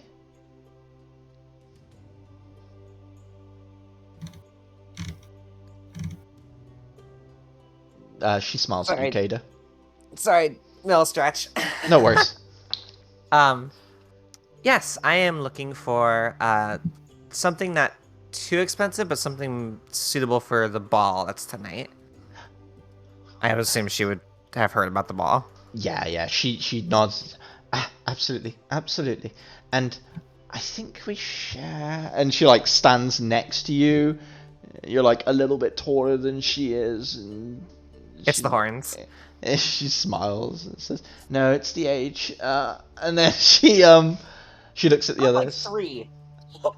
No. She means that she's gotten shorter in her old age, I think. Is what Oh, she gotcha. But she looks at the others and says, "I don't suppose you all want dresses?" Sinu is like just kind of looking around, being like very overwhelmed by this place. Like, Yeah, everything just stuffed everywhere. She's like, I don't even know where I'd begin. She's not really paying attention to what's being said. and there's like no obvious organization. It's just a wall of different colors, like just bulging out towards everyone, just different fabric colors and stuff. I'd like to make a stealth check to see if I disappeared like into the bundles, just looking for something. Yeah, go ahead. We have just lost track. Nadir has just vanished in the fabric. Hey, you guys watch as Didier's like, hey, that looks... And then, like, you just vanishes, like, into the store somewhere. We are not going to get him back any point soon, are we? He belongs to the fabric now. He will be dearly missed. It's okay. It wouldn't be the first person Potters has fetched. The, like, lanky teenage boy kind of looks over and gives, like, a little, like, a very awkward, tusks just coming in sort of smile. You can see where the lips are still getting used to the protrusion as it comes past the mouth area now. Oh,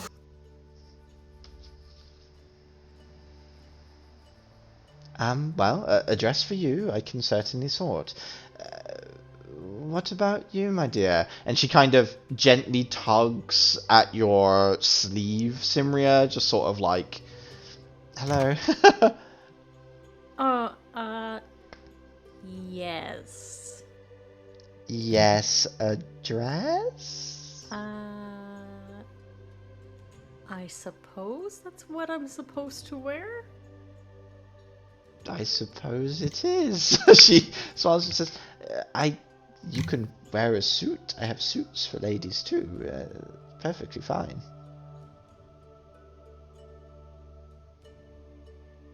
She considers, but she's like, no, I think I'll go with a dress. Well, you do have a warrior's physique. I think it would hang well. Let me grab some. And then she like goes and like starts gathering up things that are in the right sizes, but she doesn't know what you guys like. So just kind of piles on each of you like 10 different dresses and like points to a changing room where you can try things on.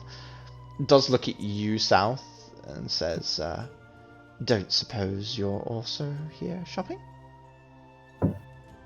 unfortunately not, ma'am. I'm just here to escort these. And then South will just give a snap of the fingers. The scarf does its thing as his rather rustic clothes just morph into a nice tailored suit again. A wonderful artifact. I hate it. I hate it so much. Yes, I'm sure you do. Don't worry. I'm sure there is only one of these around. I can guarantee you there's not. She shakes her head, but she nods and says, I would do the same thing if I had one, let's be honest. It's so convenient. And plus, saving on the washing. The washing, the cost of acquiring such clothes, it has helped me out a lot. Though I do fully understand the dislike given your profession. She just nods and then says, hopefully you'll have some bags to carry on the way back. And she pats you on the shoulder and then tilts her head and maybe sees the outline of Nadir somewhere in one of the rows of clothing and patters off after them. Does eventually find you, Nadir. Did you have something in mind as well? Yes, I have this, and I just give her the bundle of clothes that I found. She holds it up, looks at you, and says, I'll have to get it retailored. It doesn't quite match. No, that'll be fine. You're sure? It'll be fine. Well, very well, sir. Probably set you back 40 gold, something like that. That'll be exactly 4 platinum. Yep. Yep. I am now officially down to 1 gold. You guys in the changing rooms, you can tell me what dress you pick out, what color it is, what kind of style it is if you like, or I can tell you. It's up to you. What do you think you'd like to wear?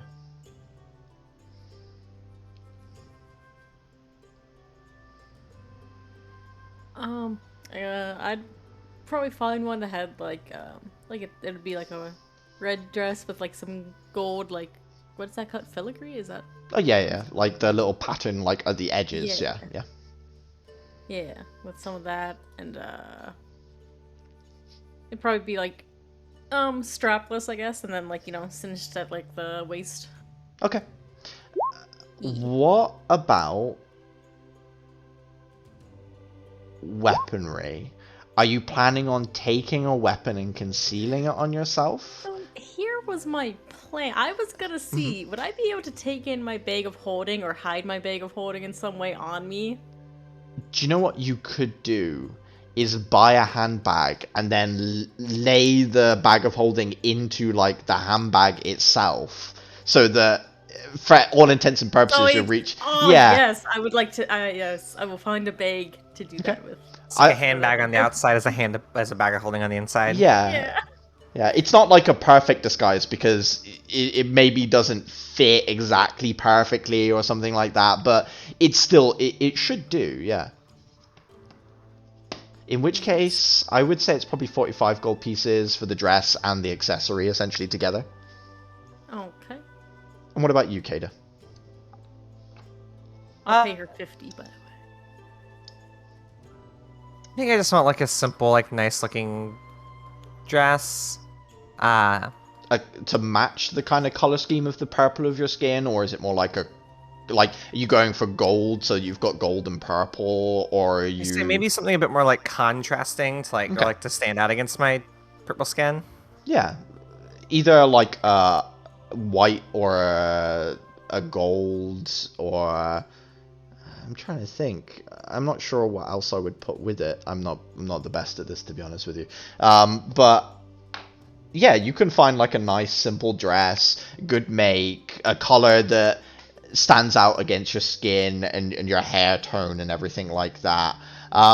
Similar question, do you want to hide anything about your person? You're obviously going to have your ring on, which you could wear no matter what. That's not a problem.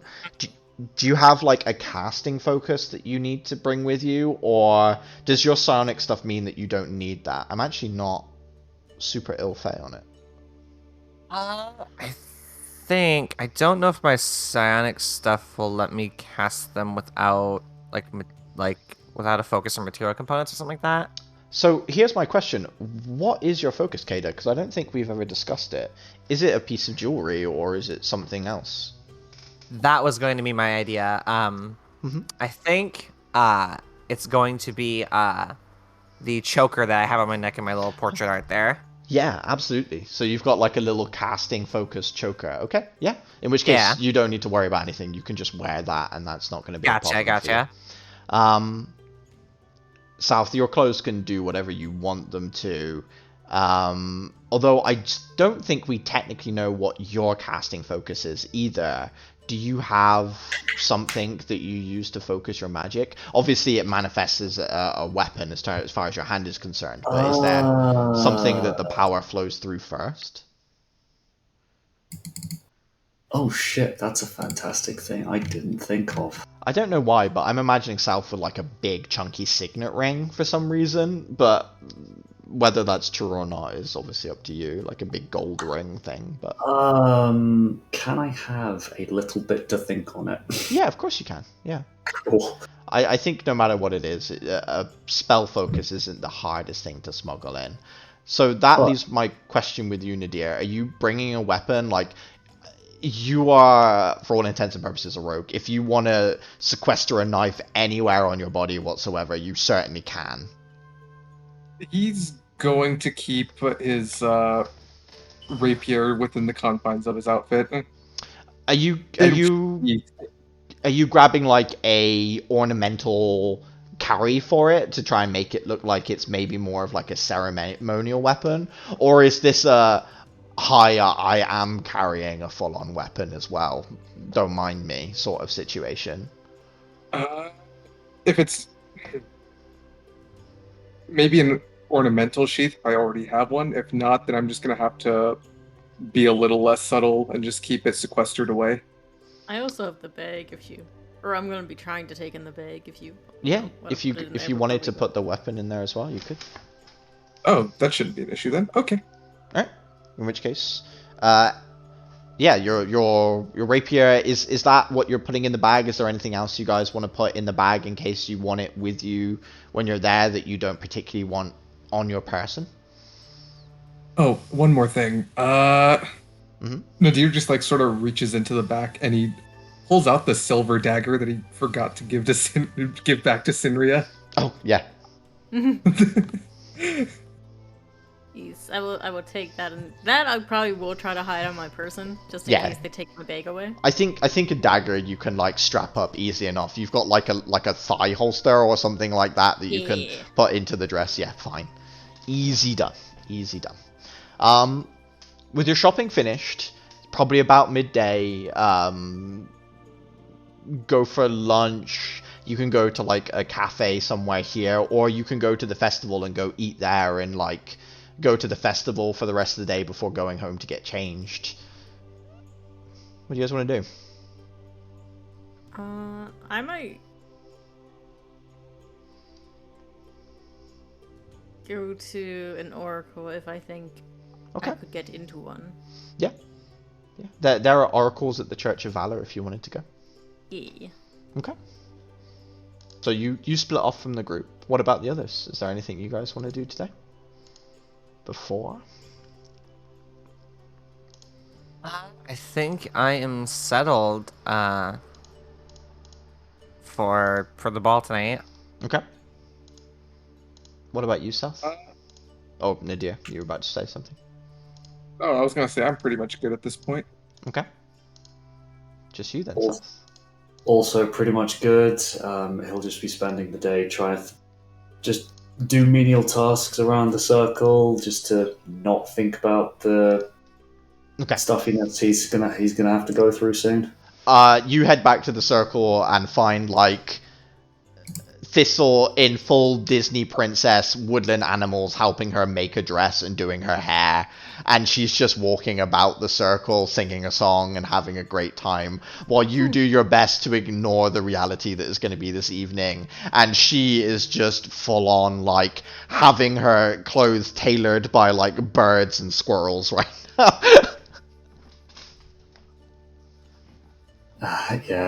South would just be muttering to himself. Well, at least someone's having a good time. Hope it persists. And Paunch is just like sat there with you, the two of you like on the sofa watching it grumpily. In fairness, he's probably just there just to scrounge some food again. Unfortunately, all the other birds and squirrels that came running through are also like picking up the crumbs and stuff that are on the floor. So he's just like, he's been outclassed by just the pure tide of woodland creatures that have arrived this morning. Honestly, what a travesty. Okay, then just at the Church of Valor, heading to the Halls of Prophecy. It's kind of at the back of the church. It's higher up in the building as well, so kind of at the back, at the top. Here is rooms of... Marble is used quite a lot here in Terrace, but when you design an Oracle's Chambers, you design it in a way that is the most welcoming and inviting for the angelic entity that you wish to discuss with. Therefore, gold and marble is designed to recreate the heavenly lights and the cloud structures of the divine realm, essentially. So these oracle chambers are nothing but reflective water surfaces that run down the walls, bright white marble that is immaculate and pristine, golden edging and religious symbols like kind of pressed into the perfect white stonework, and then artwork, vistas of cloud tops as the sun sets through it, warm oranges, deep blues. There is a heavy, sickly scent of various incenses and other drugs that are burned to kind of induce the religious fugue is probably the word I'm going to use, fugue, that brings someone into a state of enrapture in which they can connect to the divine. These halls are always busy. Even today, people still want to visit an oracle. Give me a quick intelligence check, Simria. Okay. Oracles are a big part of everyday life here in Terrace for a good portion of people. Imagine how popular horoscopes are, and, you know, we generally tend to believe they don't work. Now you're in a setting where horoscopes are 100% real. You can go to an oracle and say, hey, if I ask someone out that I really love today, is that going to go well or badly? And they can full on just tell you. People come here all the time for all sorts of things. I would say on a 9 intelligence, it's kind of developed into a pseudoscience. Oracles can, like, foresee that there is a famine coming, and then there is a protocol of sacrificing 3 cows at a certain time of day, using a certain method that will avert that famine.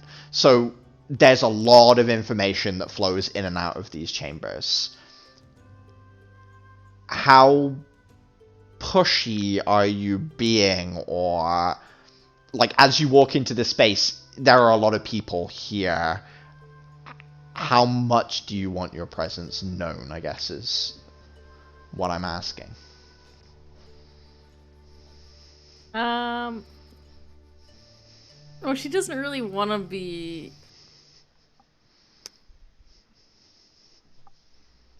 I guess, like, too pushy about it, because, like, you know, she kind of, you know, the whole point of today was just to be a little more undercover. Mm-hmm. You know, not wearing your stuff.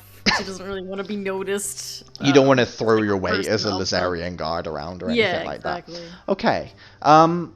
Give me a simple persuasion check. Just a nice straight persuasion check. I get advantage.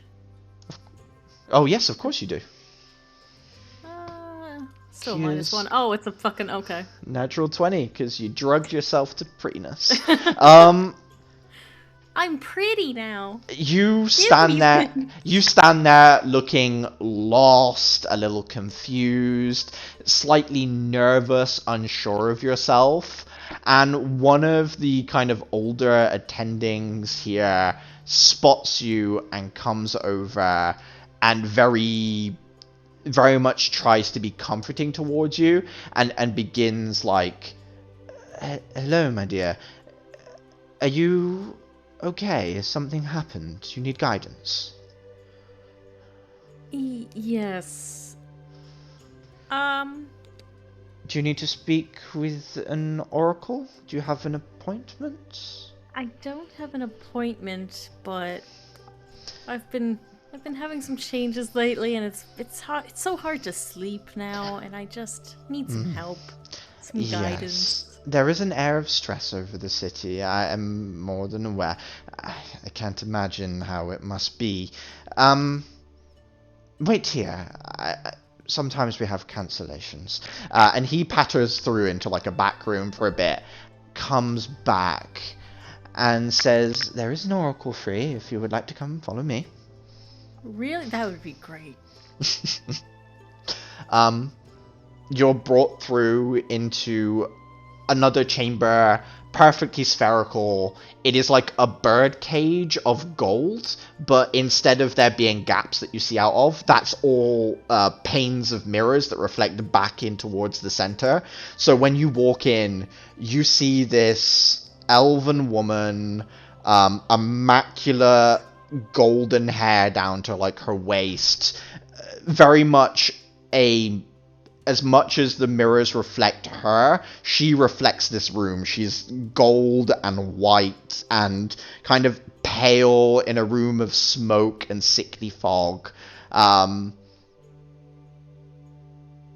yeah, you can head into the room at your leisure. The gentleman sort of shows you the way into the chamber, gives you a slight bow, and then, without really saying anything, leaves the two of you alone. The elven woman kind of gestures for you to step inside. I'll step in. Hello. Oh, am I supposed to sit?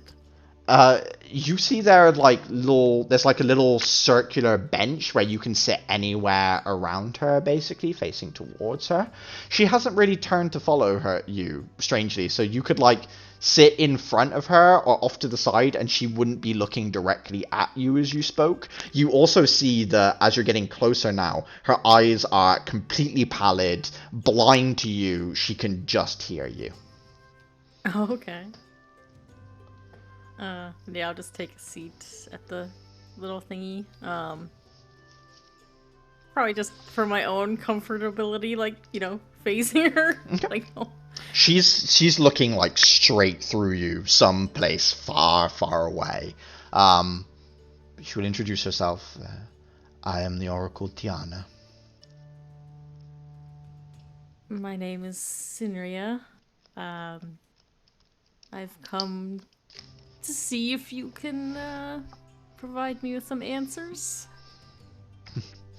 Normally, yes. What is your question? Well, for how long is it? A month? I can't remember. 3 months? As you sat there thinking about it, the room is very much, as you're breathing in and trying to remember, it's difficult. It's a very sickly, sweet air. You feel a little lightheaded in here already. I think it's been a month. Basically, I've been having these visions or dreams. I don't really know what exactly they are. Every time I sleep, and they're almost reading as things that are going to happen, and some of them kind of have just recently. Sure. Like there's a look of pondering on her face, and she'll say to you, "These are the first of these visions you've ever had in your life?" Yes. Or I assume yes. And they are confusing, misleading, or otherwise just difficult to interpret? Or do they come to you Oh. clearly? They're pretty clear. They don't seem like they're misleading for sure. It's... Do you see disaster, my dear? Yes. You see disaster. See monsters and such. coming up out of the ground. You don't mind me saying, Sinria, I do recognize the name. Oh, goody. This is your profession, is it not? Monsters. Yes, but some of them are ones I've never even seen before. So your mind conjures something that which you could not know, only to discover that it's not just an imagining, it is the reality. Yes.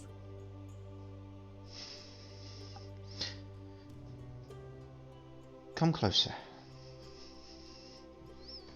Okay. I stand up off the bench and I'll go and kneel in front of her. She reaches out, kind of for your hand, essentially, reaching for your grip. I see her doing it and I put my hand where she can get it. She holds you, like, firmly, not enough that it hurts, but she is holding you in place. She takes her other hand and she puts it, like, so that her thumb is in the middle of your forehead, and she tilts your head back, and suddenly you feel your mind slip, like it's falling out the back of your head, like your perspective on reality is just dropping. Give me a wisdom check. Straight wisdom? Straight wisdom. You see visions of blood pouring along set channels, this flowing wash of thick, viscous red. You recognize it as being like fresh blood, freshly exsanguinated from something. It pours through these grooves in the ground, and then towards a central hole. And your vision swims down this river of blood, drops through the hole, and into darkness. And you see the inside of some kind of container. In its reverse, like in the way that it is concave, you see a human face. And you are inside of this dark space as it fills with blood, and you look up and you see your own face as a mold. And suddenly, you're pulled back. She lets go of you, heavy sweating as she is, like, her eyes no longer misty. She's looking straight at your face, holding your gaze. And she just says, I don't think I can help you. Lovely.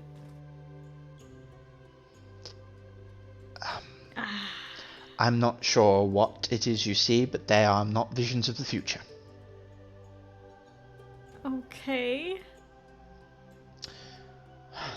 You can't tell me what type of visions they are then? If they are not your future, and they are not your present, there is only one thing left. The past? Yes. Your past. I feel like I would have remembered being in a hole of blood, but okay. Perhaps you are reincarnated. Perhaps your soul has seen many lives. Or maybe these memories were taken from you, or otherwise these new ones are being given to you by something else. Whatever it is not the work of an oracle, and I wish you luck. Sinner will just stand up and just be thank you for your help. And she'll just kind of leave with a hand on her head, like just more confused than before. Give me a perception check. Okay. Okay. Yeah, you leave.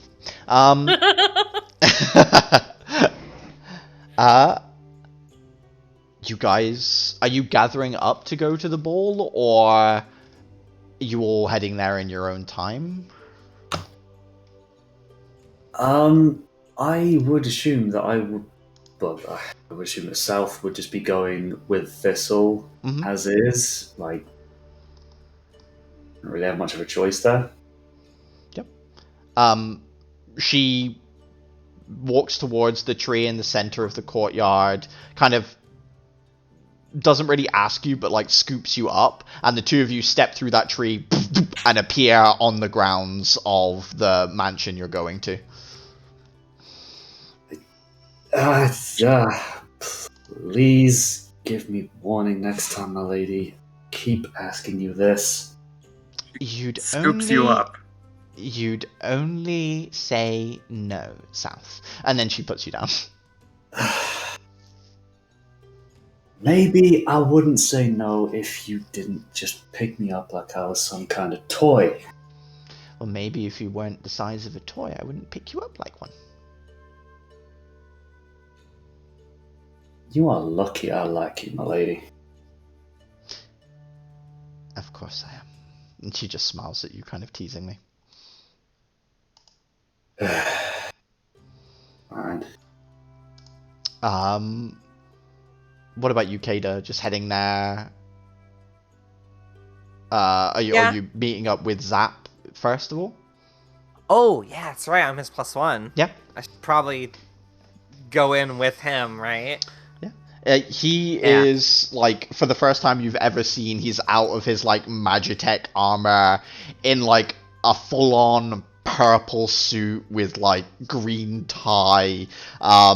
He's waxed his scales so they're kind of shiny. Like, this little shiny blue kobold in a purple suit with green tie. He's, like, pocket watch and everything. Chara somewhere is in shambles at this man's swag. But he will tell you how nice you look, and he'll travel with you by carriage to the rise. He'll like nice pay for a carriage to take you guys, basically. And that leaves Nadir and Sinria. How are you? Wait, Sinria, are you going to Nadir's to meet up with him, or is Nadir going to yours? Like, or are you meeting somewhere? I have no idea. We did not discuss it. Yeah. Deer would arrive a little bit later than usual.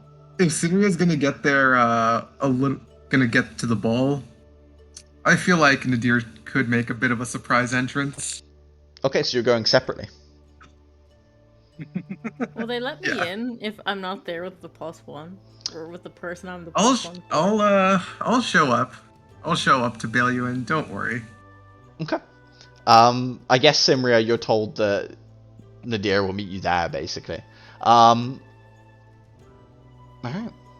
So, let me describe roughly what you see as you arrive. The festival itself is still going on. Is that not playing, or is that only me that's not doing that for? No, I don't hear it either. Give me 1 second to I reload. did hear something, but now it's gone. Yeah, it's alright. I think it was just me, but I'm going to reload so that I've got it. Otherwise, it's going to throw me for a loop because it's pure silence, and that's kind of spooky. Big fucking spooks. The pure silent ball. Yeah. That would be horrifying, actually. Everyone's in headphones. Yeah. Oh no, it's just Silent Discos all over again. Oh. There we go. Okay. The festival is still going on. Most of the festival ground has kind of been closed off, though. Like, there's just one other area where people are enjoying bonfires and food, and it's kind of settled down from, like, the fairground stuff and things like that that have been happening before. Now, the main doors of the large ballroom of this estate have been opened up, and the way it sort of, like, it's almost like the walls have been removed from the building. It's just this huge open space that spills out into the gardens, and there are hundreds of people here. From the minorly important to the literal heads of state of this city that floats through the air. Little cliques and clusters of individuals have already begun to gather up and move together.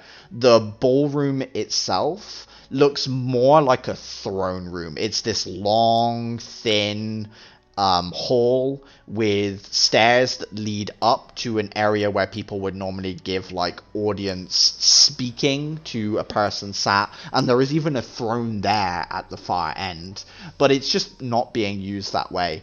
Instead, the place where people would normally give requests from and speak to the king from has been replaced by a band. The long approach is people dancing in like a long circular loop, these waltzes that go up and down the hall itself.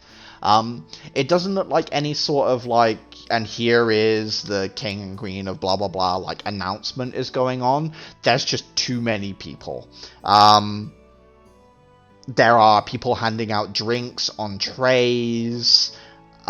You recognize there are magical creatures that are being paraded about as well, being shown off as like things that Terrace has done that make it great. Flora and fauna that have been gathered and transplanted here. There's one tree that is like a stained glass tree that is organic and alive, and you watch it as fruit actively grows, ripens, and drops these solid glass red apples that hit the ground, and when they do, they crack open into little glasswork butterflies that all begin fluttering off into the distance. As South, you would recognize that's a tree from the Feywild that has been brought here somehow.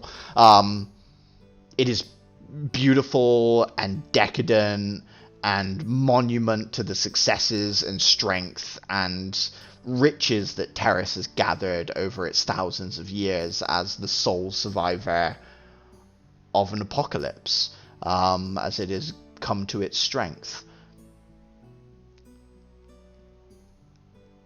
I would say, South and Thistle, your guys' arrival is obviously quite spectacular.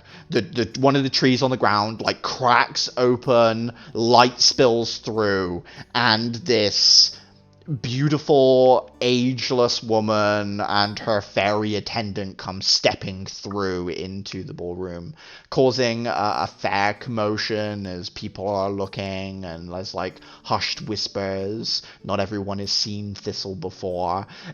South, you are somewhat grateful that all the attention seems to flow to her rather than you. You're different, but it doesn't make up for the fact that there's an archdruid and a beautiful one at that stood beside you.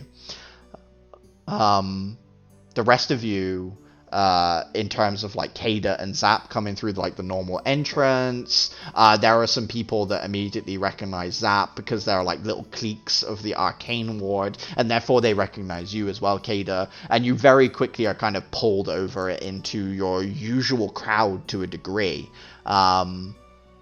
So that just leaves Sinria. You're waiting outside probably a couple of minutes or so. Nadir, you see Simria waiting there. What do you want to do? Well, I see Sinria, but I do not think Sinria sees me. And if she does, she doesn't quite recognize you. Absolutely not. So I am going to stroll over. Simria, as far as you're concerned, this random woman starts walking up to you. It'll just be kind of like, oh, they must just be gonna like walk by me, kind of close, weird, but you know, whatever. Then sees them like, you know, random lady leans in. What's going on? She leans in a little bit closer. Well, you are my +1 after all. Let's get a move on. Dear? Nadir takes a step back, and I'm going to post the art into the Terrence chat because I have that saved. Okay. There it is. I think Morgs is going to yell at me. Uh-oh. So yeah, you see like little floral hat, floral dress, short high heels with the buckles on the leg that tighten it up. Vaguely like kimono-ish in style outfit, holding flowers with red irises, pale skin, long dark hair. You look lovely? Thank you. It's been a while since I've used this form. And then if Cinria looks closely, she could see Nadir's face just sort of ripple, like a really pale coloration, eyes and irises, to irises disappearing before resuming the usual complexion. Voice is completely different too, yeah, like just completely everything's different, if I remember correctly. Absolutely. Alright. Your clucker head would be like, is this an elaborate disguise or a spell? What is happening? Oh, I should explain. I'm not exactly what you'd call, Nadir just sort of like waves his hand around, human. Oh! Oh. What, you've never seen a changeling before? She just kind of goes like, oh, like it just all makes sense now. So, well, I mean, I don't actually know if I have, but I guess I have now. Congratulations. You're the well. No, you go ahead. It's just gonna be like wondering if is this the form you like more or the other one, or does it matter? Oh, it doesn't matter. I just like the older form because I just stuck with it. People usually recognize me in the other one. But for now, I think a new change of face for just tonight would be in order. Do I still call you Nadir? Go ahead. Okay. Fair enough. Okay. And with that, the two of you head inside. You're able to quickly survey everything. You can see the slight commotion around South and Thistle. Kada's a little bit more difficult to spot, but you kind of... Very small. Yeah, well, there's that. Especially since the person you're with is also small, it doesn't help. But yeah, you see like the arcane ward circle, so you assume that she's probably with them somewhere. Apart from that, I would say, Sinria, you can see here, kind of just dotted about, there's Sir Barristan, who is kind of the head of the paladins of your church.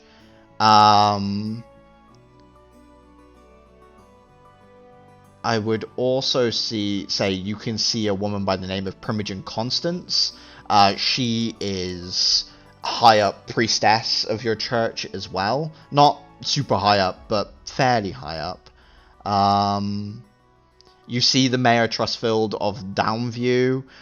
He has noticed South and is kind of gazing at South with a like, did they do that work I wanted them to do yet sort of look on their face.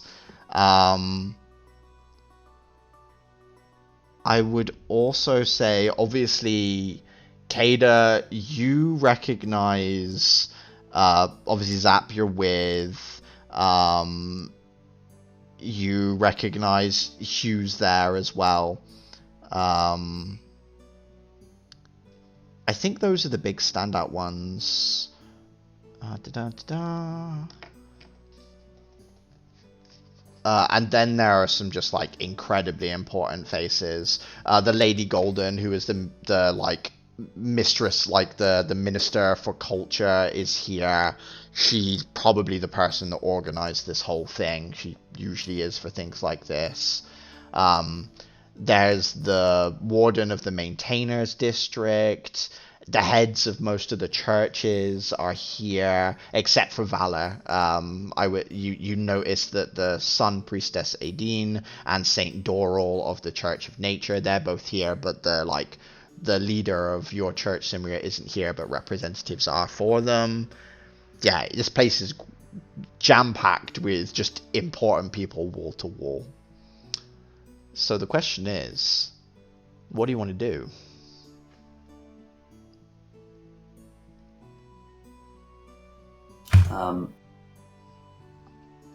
South would be making himself as sparse as possible, but I assume, considering the company he's with, that's probably not possible. I mean, you can try and sneak away if you want to make a stealth check. No, because this will fucking kill me. So you're staying by her side? Okay. At the moment, you guys are at the stage of the night where everyone's just being formal and polite. It's a lot of hello, lovely to see you, a lot of compliments of like, oh, I saw that thing you did, that was lovely, and just counter like, oh yes, and I also noticed that you did it. Like it's loads and loads of completely vacuous, like not everyone is vacuous, but a lot of it is like just going through the motions of keeping up appearances between groups of people at present. But yeah, I mean, in terms of what you guys want to do, you can either just kind of blend into this process a little bit if you want to and hang back, or there are like tables with drinks and food. You can split off towards that. Try and find someone you want to talk to in amongst all of this as well if you wanted to.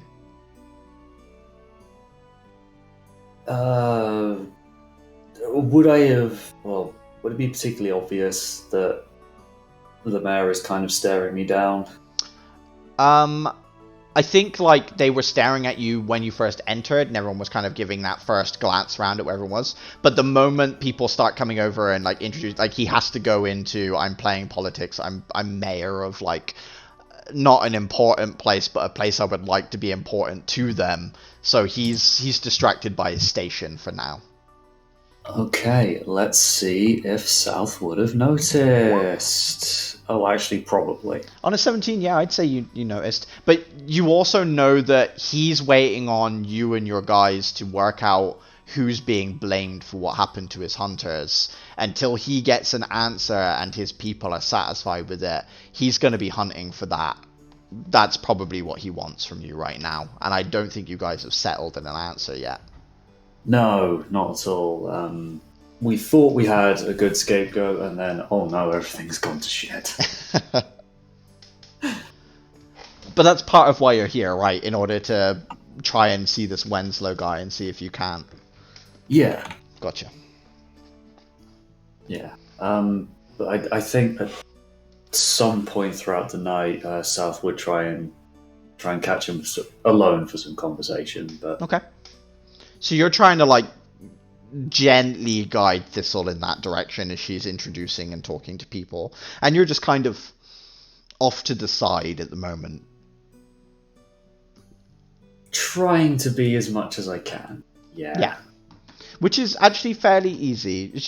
You're not entirely sure why she asked for you to be here, other than the fact that like you're the person that's gone out to do a lot of work, so if anyone asks her about that work that you did, it's good for you to be there.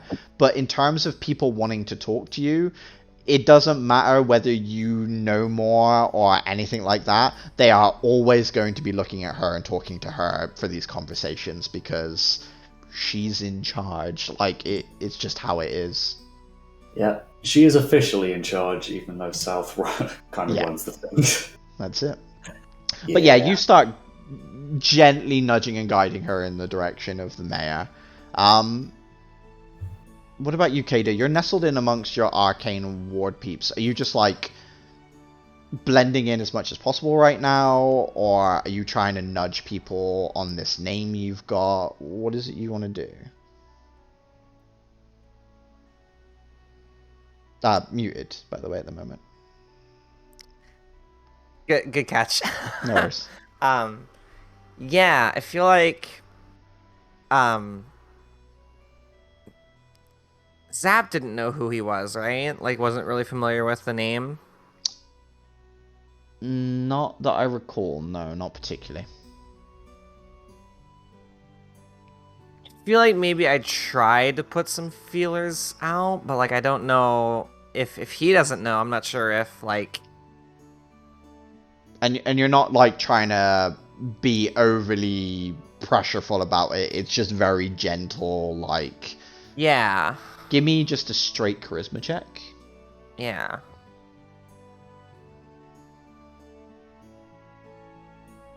There it is. 17.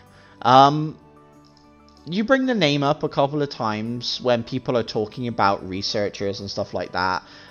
You kind of like say, actually, I heard some stuff about a Winslow individual. Is he making waves or something in the research area?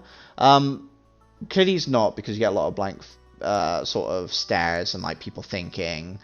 Until one individual from the Summoners Hall again, this time from the more private Summoning Hall,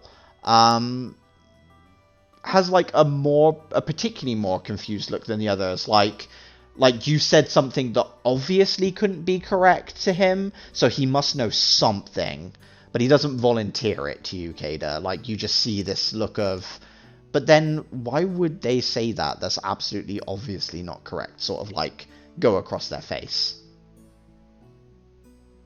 Okay. So there are several people who know the name. Yeah, this person that's in front of you definitely knows the name, but isn't being forthcoming when you got it wrong. Like, isn't like, well, actually, this is this. Actually. Yeah, there's none of that. What's that like, that law, that like internet rule or whatever? It's like you say to get the right answer, you want to say the wrong thing. So yeah, I know what you mean. Yeah. Yeah, almost like that. You could see the desire to correct you kind of bubble up, but get suppressed. Don't know whether you want to push them or just let that. I think I'll push with that a little bit more, and like talk about him a little bit more in the wrong context to see if it triggers anything from him. Okay, you're trying to like frustrate this person into giving you an answer. Yeah. I'm trying to work out if that's persuasion or I think it's deception, right? Because you're trying to trick them to a degree. Yeah. Give me a deception check. Good thing I'm proficient in that as well. Oh, that fucking second roll. You can use a point to re-roll it if you'd like, but otherwise you've got a 13.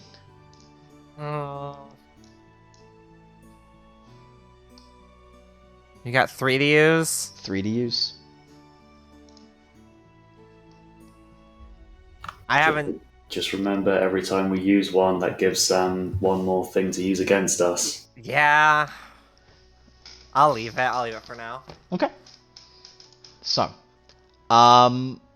you try your best to frustrate this person into giving you any more information, but they seem to be wanting to keep their lips sealed. You're not sure if that's because they don't want to be implicated in whatever, or whether it's just purely because, like, the business they've done is private, and therefore you just don't talk about it. They're very much stonewalling you right now.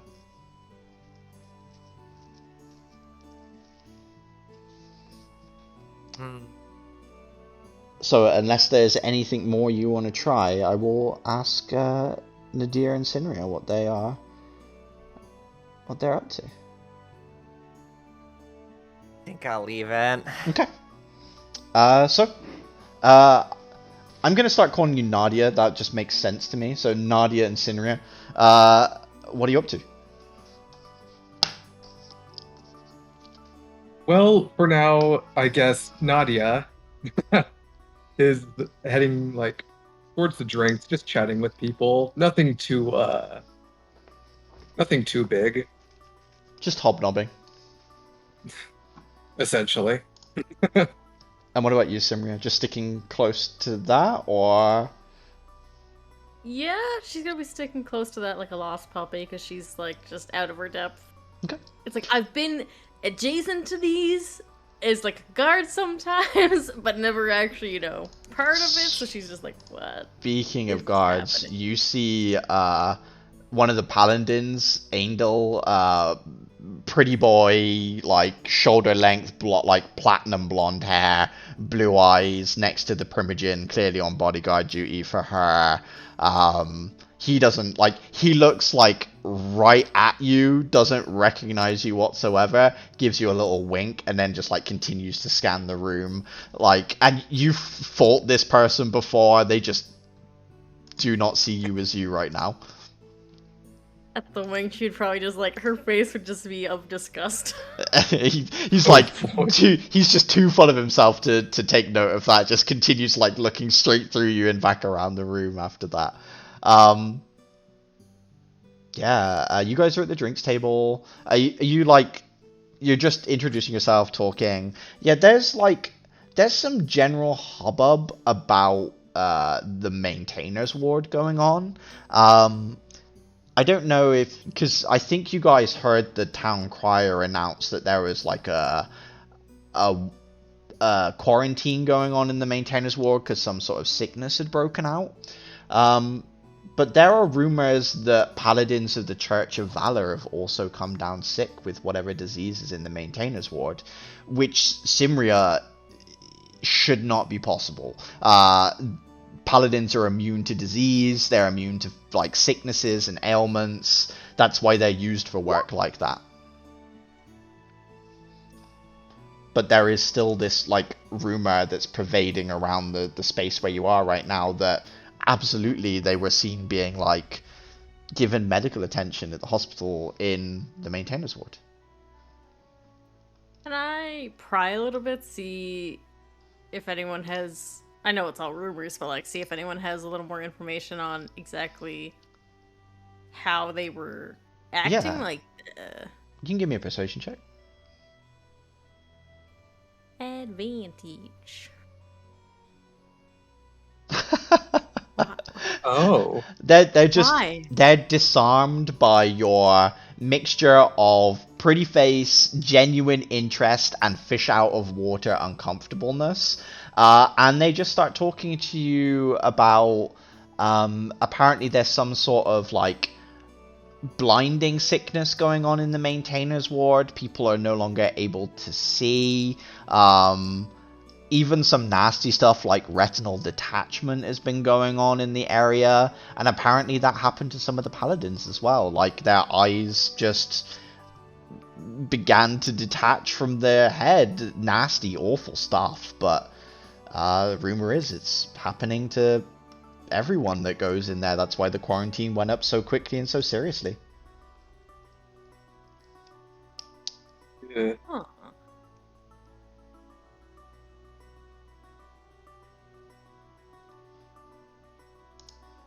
Do I hear any of this? Yeah, you two are like stood right next to each other, I'd imagine. Yeah. Hmm.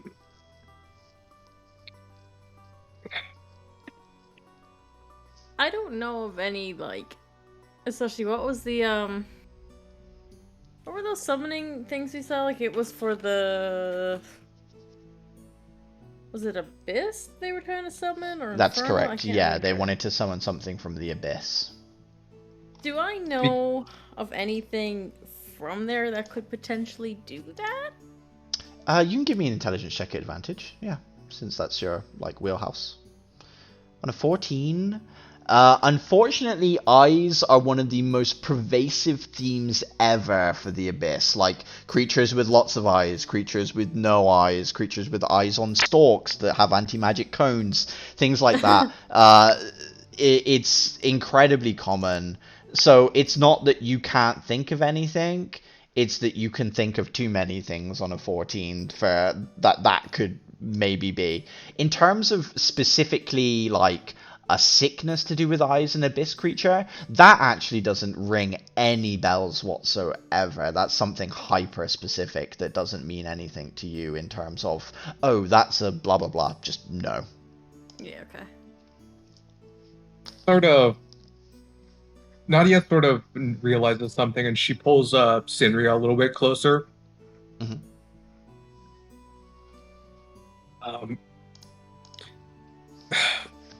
So I'm remembering the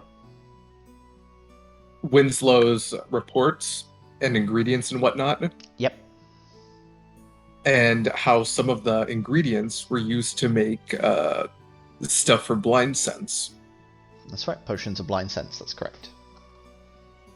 Mm-hmm. I sort of relays this to Sinria, thinking maybe these might be treatments of sorts. But then again,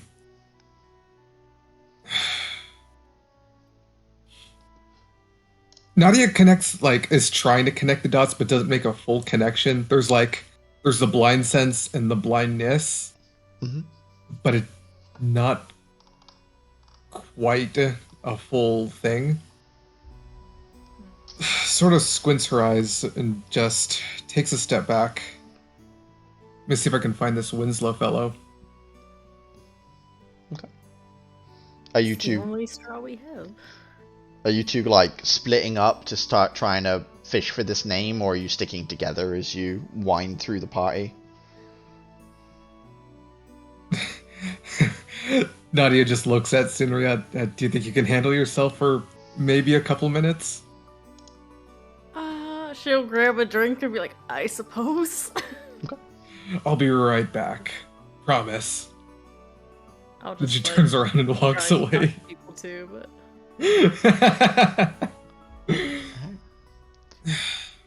South. So if there's any dancing, oh my bad.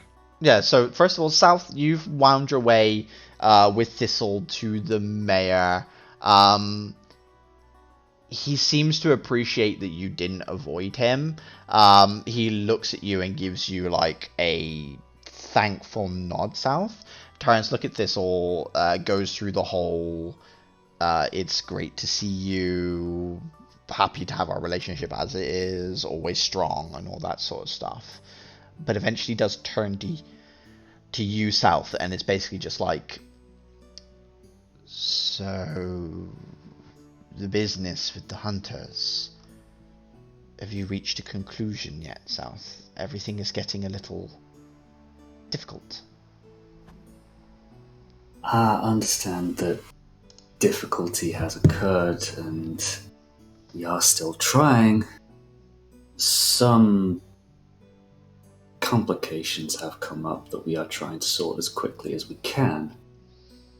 However, I can give you the good news that the 3 things won't be an issue. They have been taken care of completely. That is well enough. I can only maintain the order in my town for so long. Please, I am getting to the point where they are going to start taking things into their own hands. I can only stand in front of them for so long before they start walking past me. We completely understand, and we would very much like an answer ourselves. It is not the simplest of things. He nods. Is there anything I can help you with?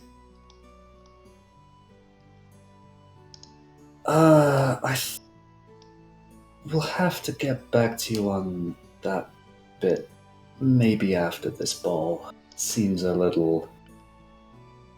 As you are talking, walking up kind of in the peripheral of your vision is a... How do I describe this individual? Oh, no. They are... That's a good start. They... Grey skin, bright white eyes with like red eyeshadow, a pendant that is kind of like a black spider with a red gem, and then the legs spread across her chest in order to kind of act as like a pseudo bra, with the dress kind of being tucked up underneath to like cover the nipples and go around the body. Oh no, she's Morg's bait. antler like headdress with weird voodoo hanging things from it. This night hag with beautiful features but just gaunt cheeks and long. She doesn't have long nails like you would normally see, but it's more like her fingers run up to the knuckle, and then from there is this long, thin, red, spike-like finger with threads dangling from the end of each fingernail as she walks towards you and Thistle. She is not looking at Thistle, nor is she looking at the mayor. She is looking at you, South. Oh no. She smiles, and there's a mixture of normal teeth and then like a row of pin needle teeth that sit behind them and just barely poke out past the front teeth, so you can see these little pin white spikes behind her smile. I imagine as South was talking to the mayor, they'd see this night hag approach and just trail off in his sentence until she's right there and hello, ma'am. Can I help you? Yes. Yes, you can. Could we speak alone? I'd assume he'd just shoot a glance to Thistle. Thistle is giving her a strange look, and she says, "You must be Stygia, yes? Of the Blue Rose Circle?"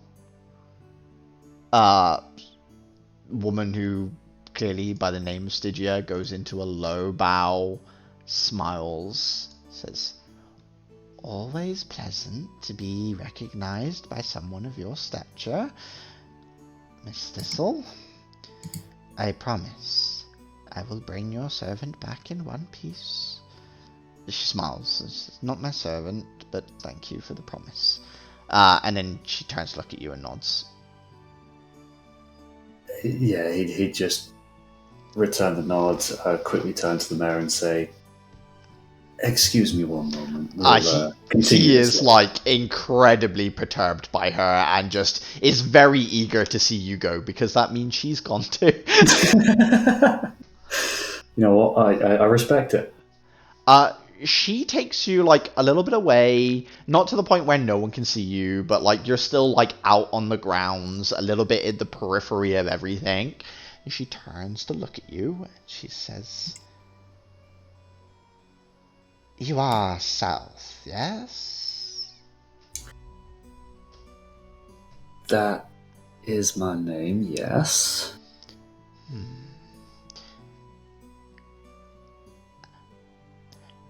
This is probably a little strange for you to hear from something like me, so I'm just going to come out and say it.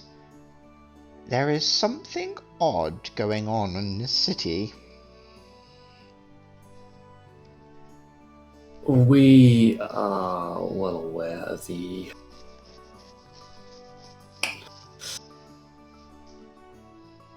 difficulties and strangeness currently plaguing Terrace, unless you have something unknown to everyone.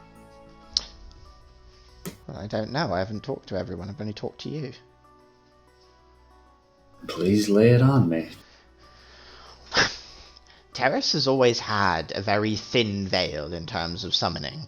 People will call in imps to butter their toast, or, I don't know, fetch their Viagra from the chemist. Whatever the hell they think of. So, it's always been like that. But recently, it has become not thin, but torn. Something big came through, and I have been sending letter after letter to the Lily Spire, but I don't think they take my letters seriously. They do not seem to take anything seriously that does not directly affect their ivory tower. Oh, but it will affect them. If this tear gets worse, then either something's going to come through of its own accord, or nothing's going to be able to come through at all. And most of the security systems of this city act on summons. What's the Lily Spire going to do when it doesn't have its defenses when someone walks in and tries to take something? Between you and me, I think that they don't think this is going to happen, and then they'll get surprised when it does. Well, that's fucking stupid. Welcome to the Lily Spire. So, your patron, what's that about? My patron? Well, I'm looking at you and I'm seeing fairy, and then I'm looking at your wings, and then I'm thinking, you don't get your power from your court.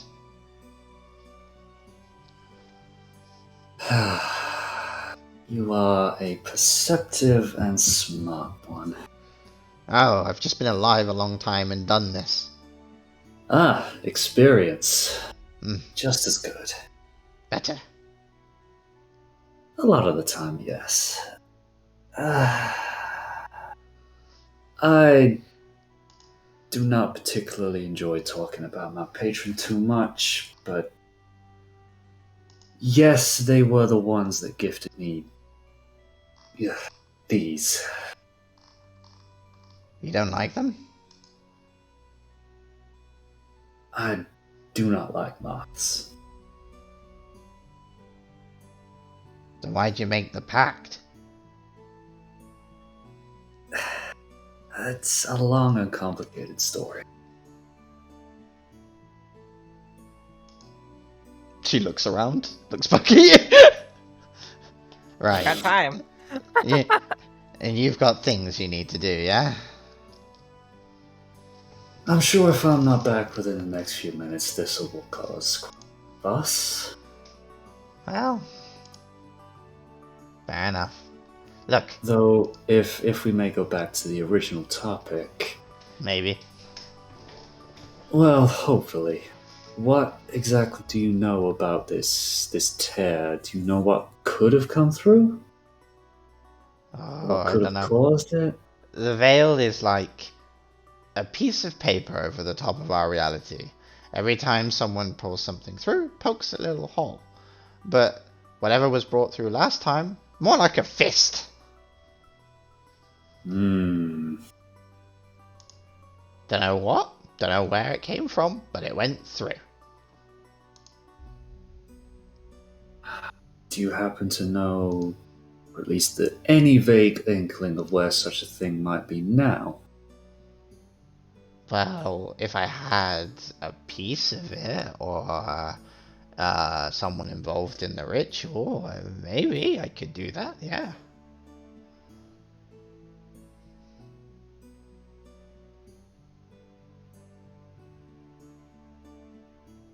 Wow. Judging by your silence and look, you don't have that, so I'm gonna go enjoy some canapes before you get swept away. What if potentially we had the ritual place? Oh, yeah, maybe. So reverse engineering is not complete dead end. Well, I can try, but what do I get?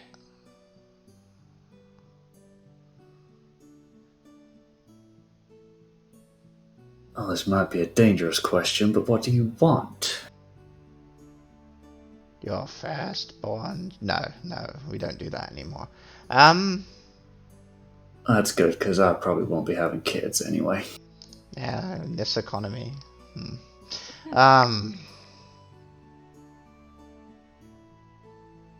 You do still have a position in the Fey Court, yes?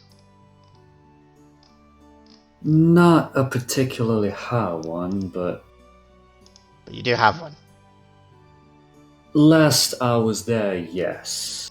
Okay. Something may have changed since, but Well, if it has, I have not been informed. next time you're there, you are to look in a mirror and say my name 3 times. That's all I want.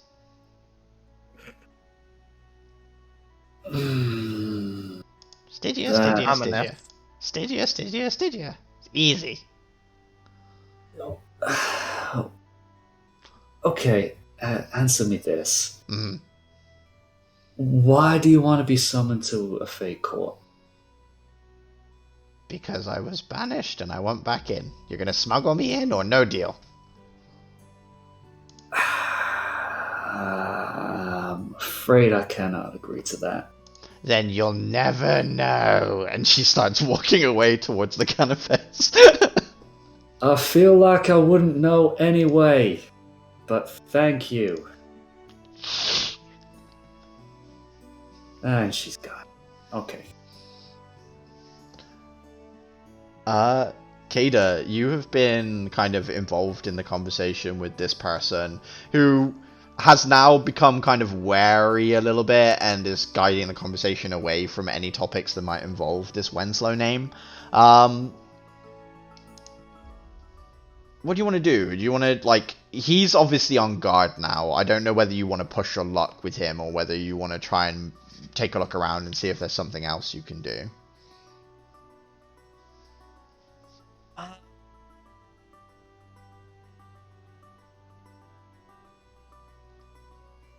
Let me try and like look around a little bit more. Mm-hmm. You just making look for people that you recognize, or? Yeah, maybe. Also, I'm sure there's like people going around with like drinks and stuff. Yeah. Like, let me grab a couple of those, and maybe as I'm like, putting more feelers out within my circle, I'll work my way back around to that guy with some drinks in hand.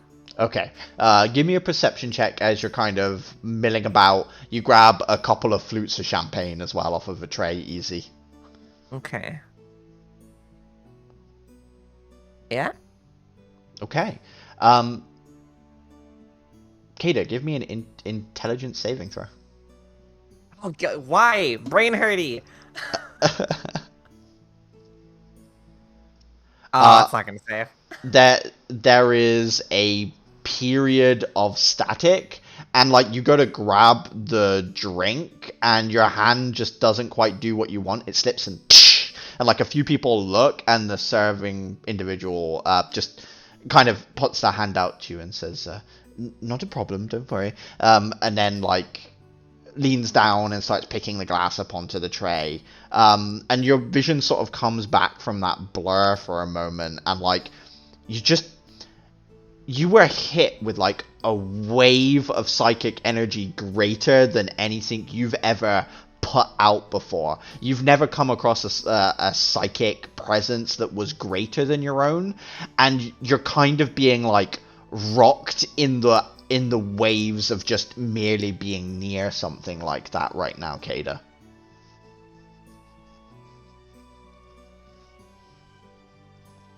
Oh. So I wouldn't have been able to tell if that was like a targeted thing, or Actually, I mean, I made a saving throw, so you specifically can tell that you were not targeted. Something, whatever this was, did something, and purely by the amount of power it put out, you had to make a save against just the pressure wave that came off of it. because I'm so like psychically attuned. That's right, yeah. Oh no. I will grab, while that poor server is cleaning up my mess I just made, I'll grab another thing of champagne, and throw it back, all in one drink. Just I'm downing gonna it. try and find Zap. Yeah. Okay. Also, on a 20 perception, you do spot a few people as you're kind of like recovering from that as well. There's someone by the name of Dean Pollis. He's in charge of the campus university that you recognize. An individual by the name of Finley Asturas, who is the head researcher of a group called the Blue Veil. I would say you'd recognize Stygia as well. She's obviously here. Those are the main ones that you really recognize. I would also say that all of you now have twigged that the champion of Terrace, an individual that is essentially like named the best warrior of Terrace and protector to like the minister's meetings by the name of Serana, is here bodyguarding for one of the ministers, the Lady Golden, like the one who organized all of this. Let me just give you some art for these people as well, so that you've got more than just a bunch of words. So Finley Astoris is very much your Dumbledore-looking mage, like as stereotypical as possible. He's the head researcher for the Blue Veil. Then we have. Yeah, I thought I would. I remember the Blue Rose Circle. I see Stygia in there. Yes, Stygia, you guys have seen. Let me just double check. I know it's in here somewhere. Don't think I have the actual dean of the campus. Actually, I do. I lied to everyone. Polis is like ponytailed, white hair, immaculate suit, a cane that is made of the same material that one of his fingers is, and also the like left portion of his face has been replaced with this weird black stone grafted onto the skin and like a topaz yellow eye. And that person is the person in charge of the university campus, not the academy, but like the open to everyone campus.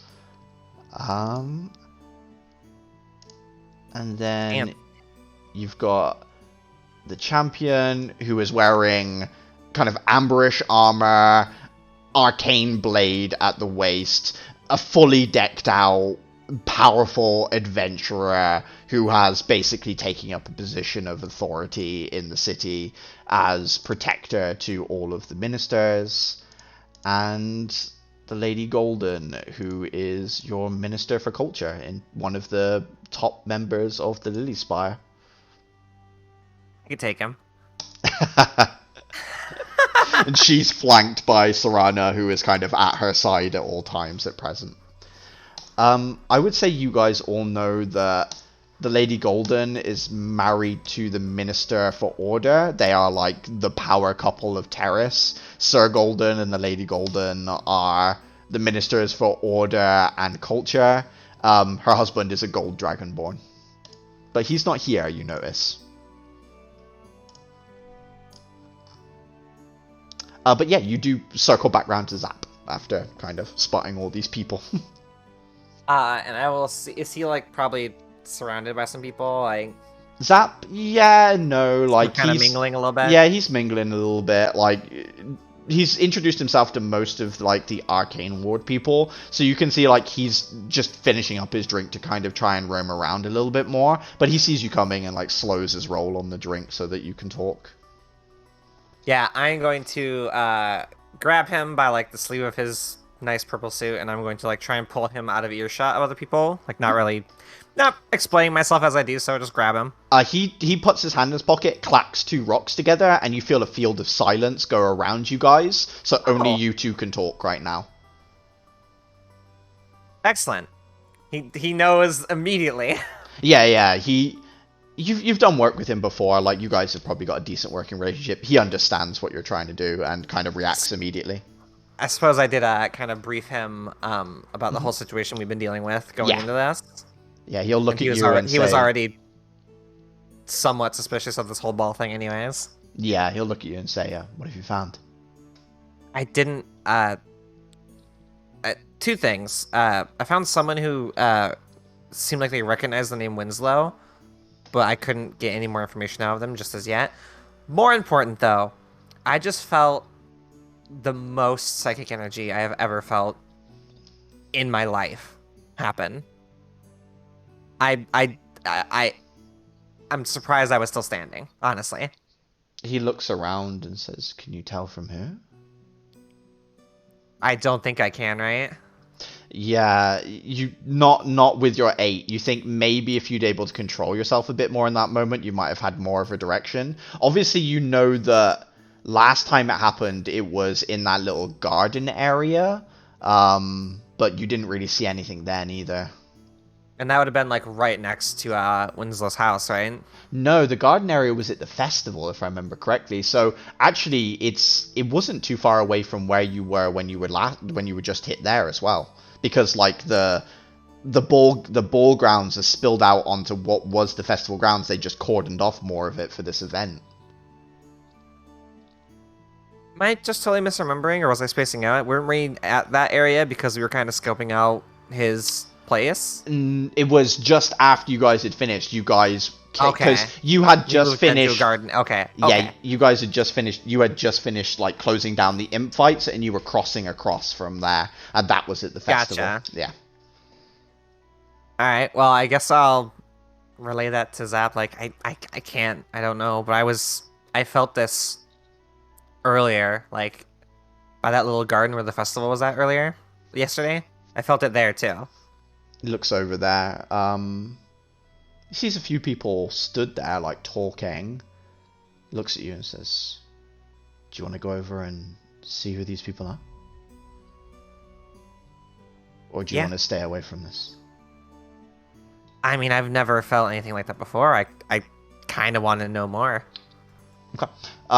He'll nod and end the little like clackety stone thing, and as suddenly like there's a rush of noise that you forgot was there for a moment as you guys are exited from this bubble of protection.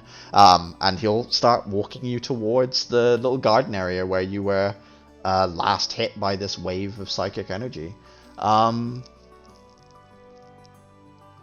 Nadia, I should say, you split off from Sinria. Were you just doing some rounds, or what's up with you? Doing some rounds, trying to see if I could maybe sweet talk somebody into maybe giving me hints on where this Winslow fellow might be. Okay, give me a persuasion check. Oh boy, this is gonna go terrible. Wow, bit out of practice, bit addled. Let's see what you roll. Never mind. 17. I assume your performance and your persuasion are the same anyway, yeah? Both +2. Performance. Oh, no, my performance. Hold on. Are they both Did I +2? hit Yeah, you did. I But accidentally hit performance instead of persuasion? I assume they're the same, though. They're both +2. Persuasion is +4. Okay, so you got 19. Okay. You ask around, trying to be as sweet as possible about this Winslow individual.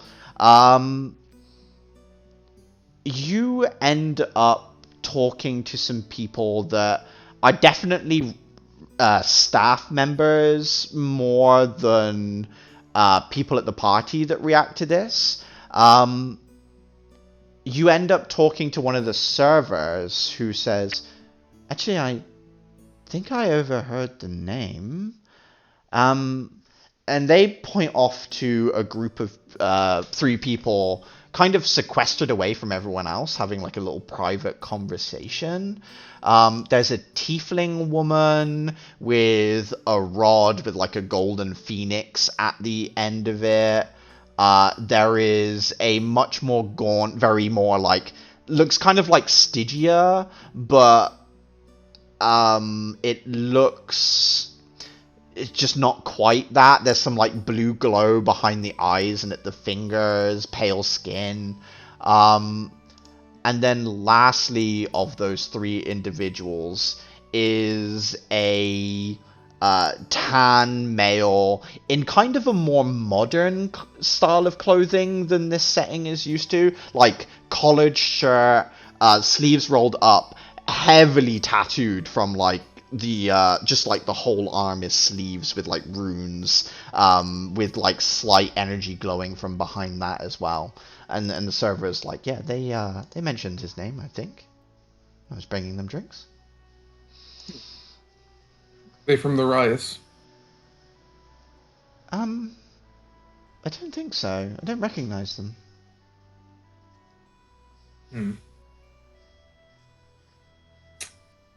I see. Okay, thank you. That's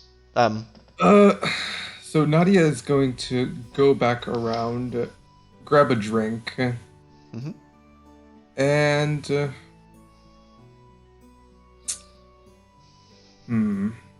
do I want to do this?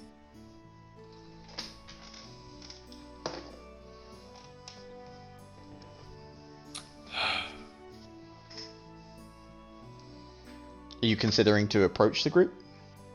I want to approach them, yeah. Okay. Well, Sinria, what are you up to as well? As you both split off to go talk different ways, is there anything you would have done during this period?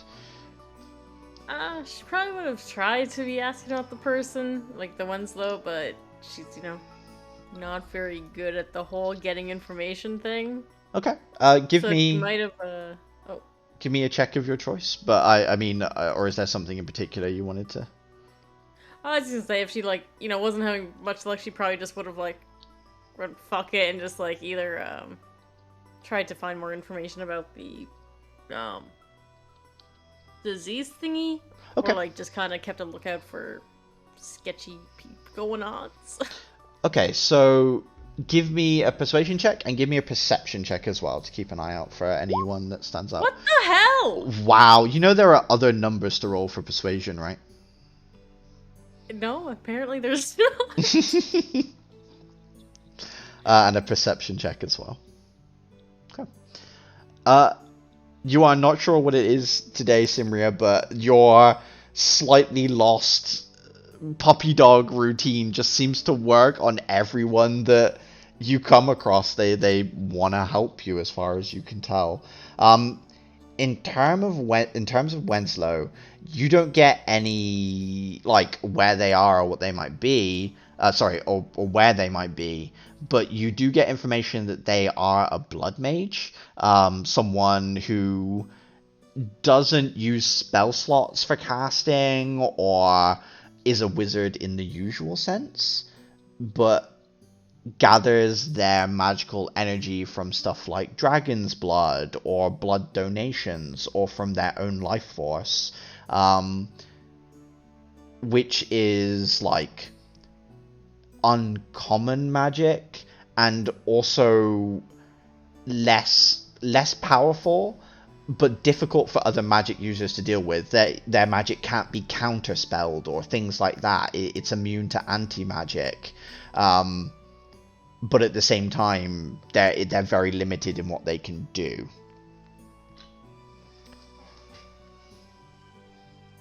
So that's the information you get there.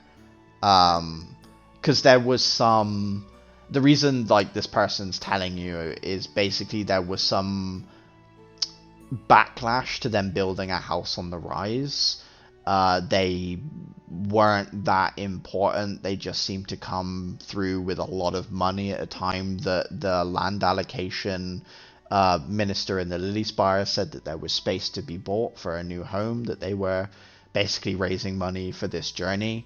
And they snapped it up and took the land and built that tower-like structure here on the Rise. And a lot of people weren't happy about it here in the Rise. They didn't want them just putting this random thing up on the Rise. So yeah, it caused a bit of a fuss for a while, and it died down quickly. So would that have been fairly recently, if they were trying to gather funds for this voyage? Yeah, a year and a half ago, basically, when it very first started. It was about 2 years ago that people, the city started preparing for this journey. And about a year and a half ago, they sold that section of the Rise off to Winslow.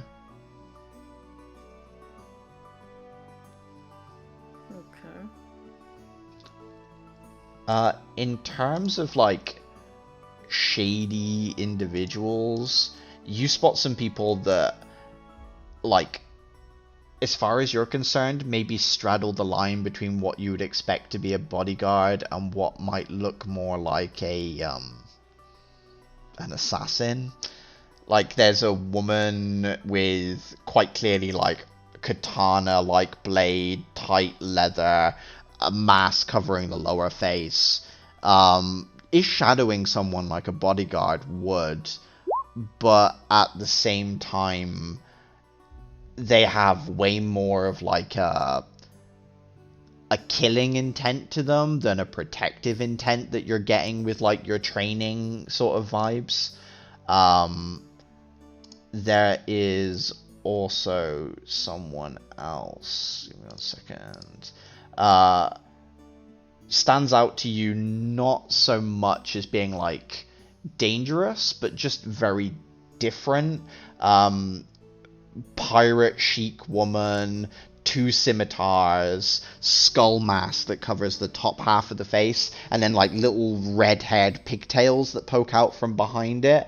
And she's sort of, like, just walking about and inspecting the bodyguards, like, looking at them and assessing the way they're stood and stuff like that. And, like, you can see them making, like, yeah, it doesn't look interesting, and, like, moving on and looking at someone else instead. Like, sizing people up. Okay. Alright, what Cinder is getting from this is that she could have just worn her freaking sword and no one would have cared. Yeah, you're getting the impression you maybe could have got away with it, but you wouldn't have been able to go around alone so much. You're not sure why this one girl is getting away with it. People seem to be ignoring her. Like, you're the only person really making, like, any sort of attempts to look at this person. No one else is really worried or bothered by her at all, weirdly. This is the pirate lady? It's the pirate lady, yeah. Okay. I don't recognize her at all? You can give me a history check. Oh. I know you're not proficient, but have fun. The only thing you can say is, you don't think they're from Terrace. You think they're a downworlder that has somehow gotten onto Terrace. The fact that people are ignoring her might be a they're being rude thing. You're not sure, though. There's something odd still there. Can I go up to her? Of course you can. Yeah, if you want to walk up to her.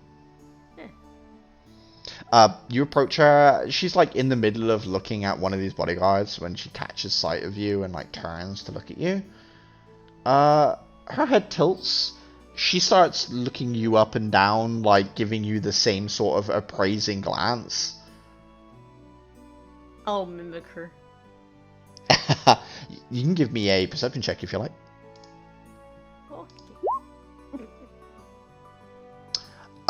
Very lithe woman, more of like a circus performer's build than a fighter or anything like that, but at the same time she does seem to be, she's comfortable with those weapons at her waist. Sometimes when people aren't trained with weapons and they wear them, they're very, like, afraid to touch them even at their sides. She's not worried about that whatsoever. She'll smile at you and just say, "That's nice for you to come up to me like this." Well, I was just curious why you were so interested in all the bodyguards here. Are they not up to your standards? Some of them are good, some of them not so much. None of them look good for a fight. Oh, is that what you're looking for?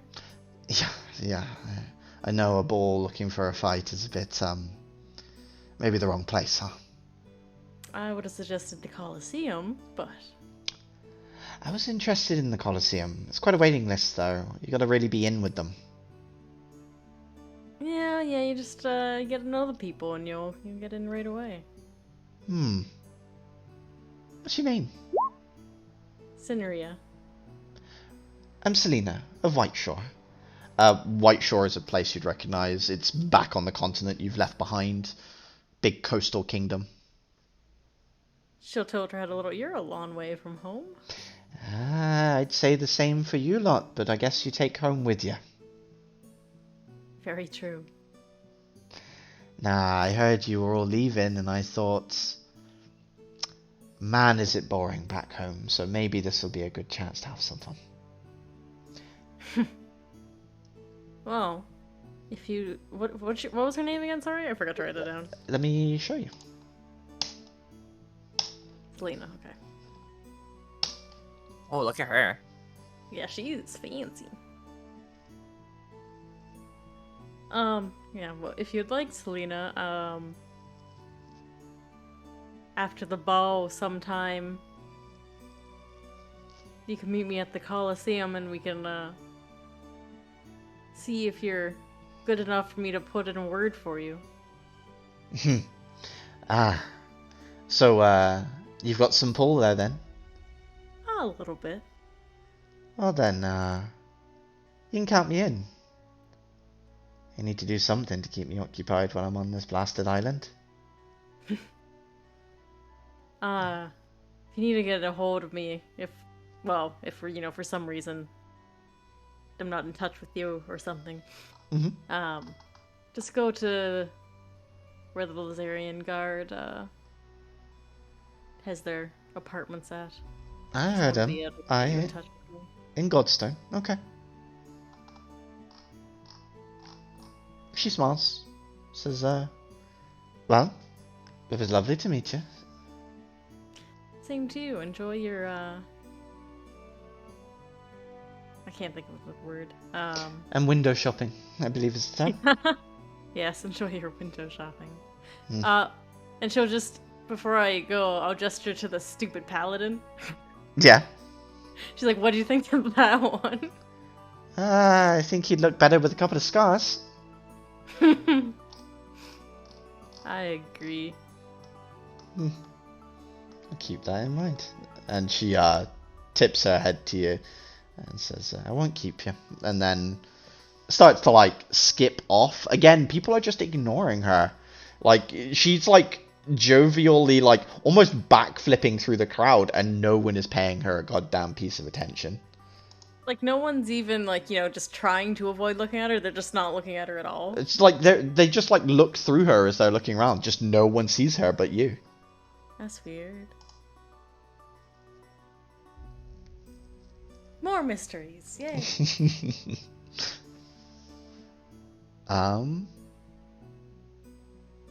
So.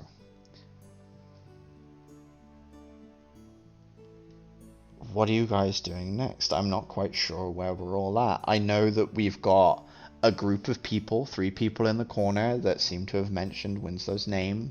We've got that one person that was reticent to say.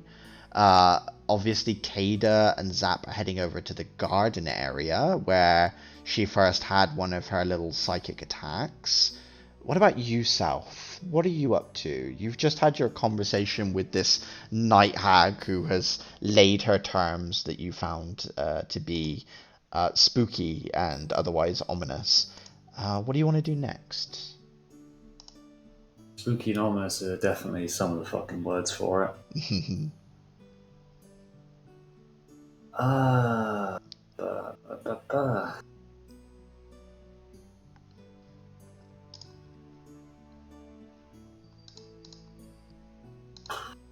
Honestly, it would probably just be sticking. Yeah, you just sticking around Thistle and just helping her with what shit she needs. Give me a perception check. Perception, you say? I'm great at those. Yeah. Okay. You pick up snippets of conversation. People keep talking about some auction that's going on soon. Something to do with a student of the campus attempted some forbidden religious ritual, but the head of the Church of Nature sort of caught wind and stopped them. And general proceedings, like this person has basically been sentenced to life imprisonment for the crime they were trying to commit.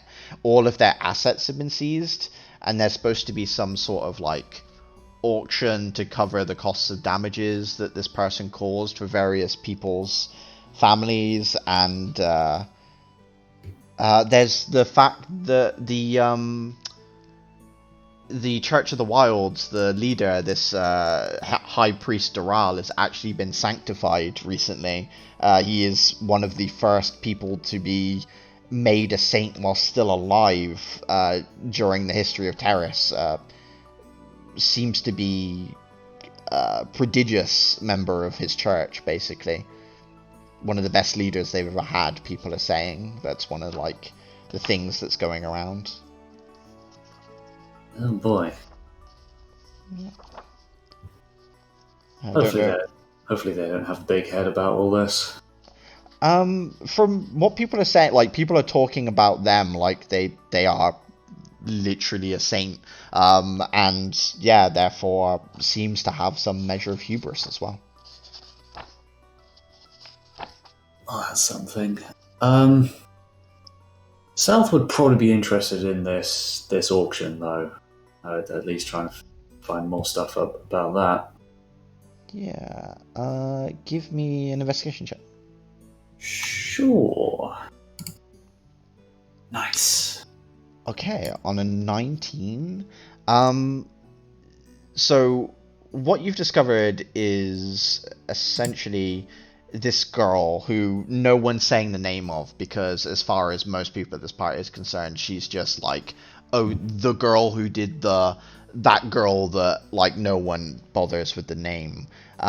She seems to have conducted a ritual known as the Ars Notoria, which is a way of directly contacting the angel that directly serves the god. Like, it's like prayer, but you get a direct line to, like, the most important angel in heaven. Not only does it give you that, but prayers are deemed to be holy because you can beseech someone. You can say, please can you offer me guidance and help. The Ars Notoria is you basically demand to the point that an angel cannot refuse, and you demand information. So this person, before their exams, wanted to use the Ars Notoria ritual to basically download all the information that they would ever need in their life, like a lifetime's worth of study straight from the god, by just basically doing several offerings and, like, ritual proceedings in order to cheat that information out of divinity. Right, I can very much see why that might be a little bit frowned upon. Yeah, and so on a 19, there's some strange history here, because Terrace, when it was in its early days, condoned people performing rituals like the Ars Notoria because it allowed them to gather information that was lost during, like, the apocalyptic events that happened, and everything was desperate. And now, for the last, like, 1,000 years, it's been cardinal sin, prime do not do, as the occult side of Terrace has been slowly made more and more taboo.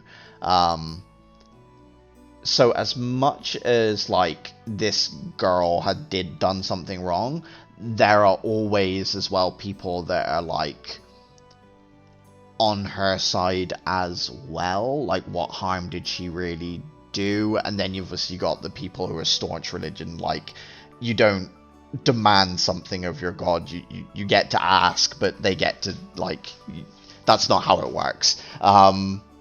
And obviously the people that always respond, but why?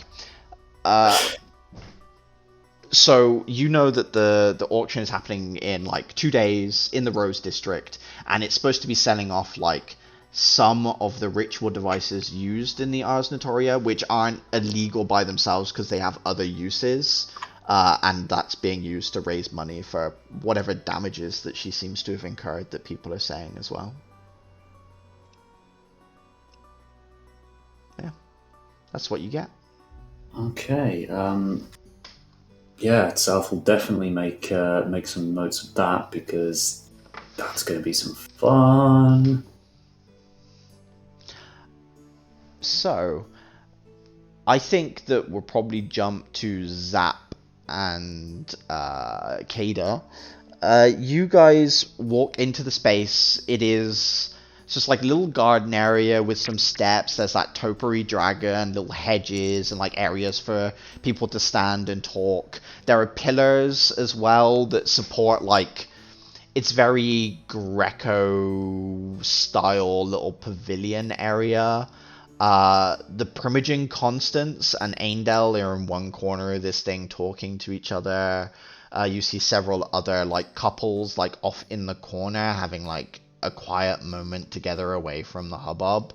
And then in the middle of the space there's a conversation between there are three people there and what appears to be like a high oracle or something like that. Kada, you can see, is talking to the other three that are in the middle of this space.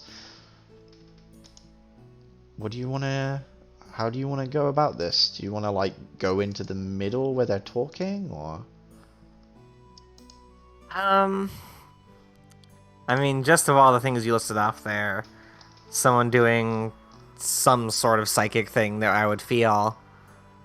A high oracle seems like a... Yeah. Considering how they were reading, I mean, I wouldn't know that, like, in character. But yeah, reading like Simria's, yeah. As you look around, you see a high up person in Simria's church, and then you see like a bunch of normal people, like one paladin guarding that Primogen, and then in the very middle of the space there are like normal people and this just purple energy clad woman who is a high oracle. Kind of sticks out a little bit. Yeah, a little bit. You walking up to join the conversation, or are you gonna hang back a bit, or? I'll just walk right up. Kay doesn't understand boundaries. Give me an intelligence save, Kada, as you step foot on the stonework. Yep.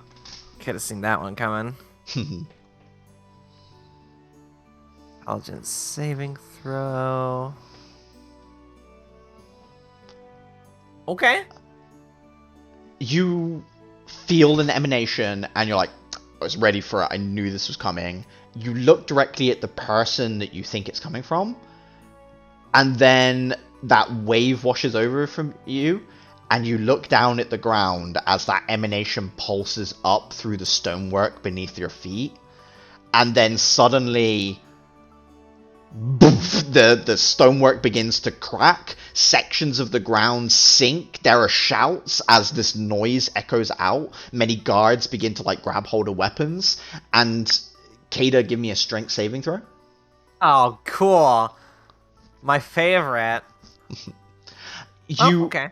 Not terrible. You fall prone, but you don't like slide down towards this opening up hole, as suddenly from a cavernous crack under the ground, slug-like entities with long arms and like pustules oozing begin to crawl their way out of the ground, and then following it, hovering, is a many-tentacled, flesh-colored ball, long stalks with eyes at the end, all blinded, like pale white, and a central pale eye drifts up, and you feel that wave of psychic energy coming off of it.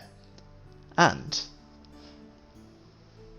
if we get into a fight, I think we'll run over. So I think that's probably where we're gonna leave off. Fuck? We will roll some initiative, but let me bring down Oh boy, look at that friendly fellow. this. Look what I did. Everybody, look what I did. So Kada, you are probably like here-ish. I would say everyone else is like here, like around here, like as it began to crack, you probably would have been approaching, I'd imagine, yeah? Sure. There are a lot more of these creatures. There are guards fighting them off around the edges of this situation as well. Like, it's not just what you see, but what you see in front of you is what is been left with for you to deal with, essentially. You do have Aindel with you. I will put Zap on the map as well. Zap on the map. What's he gonna do? Yeah, boy. There we go. Is that the high oracle to like my top right there? Yeah, that is the high oracle there. And yeah, you guys can roll for initiative, but we'll start next session with the combat, because if we get into it now, I think we'll run a little bit over. So we'll close off earlier than later. Ah, dear.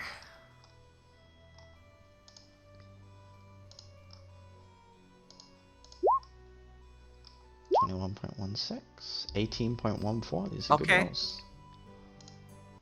Mine's the 9.12 because I'm at disadvantage, so I rolled twice. Okay.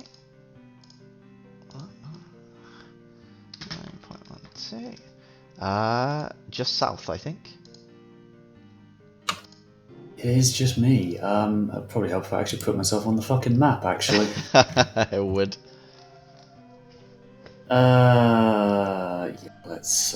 Oh, could we put ourselves on the map? Is that a thing we can do? Yeah. But I put you on the map just because I Yeah. wanted to position you where Yeah. you were in the scene, that's all. Nailed it! Okay. Alright, well, that is where we'll leave today, and we'll pick up next session with combat with the strange creatures from underground. Hell yeah, let's fucking go! I do have a question. Yeah. What will my AC be? Since I'm in a stupid dress. It would be 10 plus your dex, so whatever your dex mod is. Oh, 11. Oh, goody. Yeah, just something to be aware of if people are used to wearing armor and are not. I think that's probably just true for you and Nadir, right? We both appear to be just in dresses. I will set up a changing token for you for next session, Nadir, actually, so that you'll be able to shift between the two different forms. Should have done that for this one, but actually I didn't know there was going to be a fight per se, so yeah. Alright, we'll leave it there. That was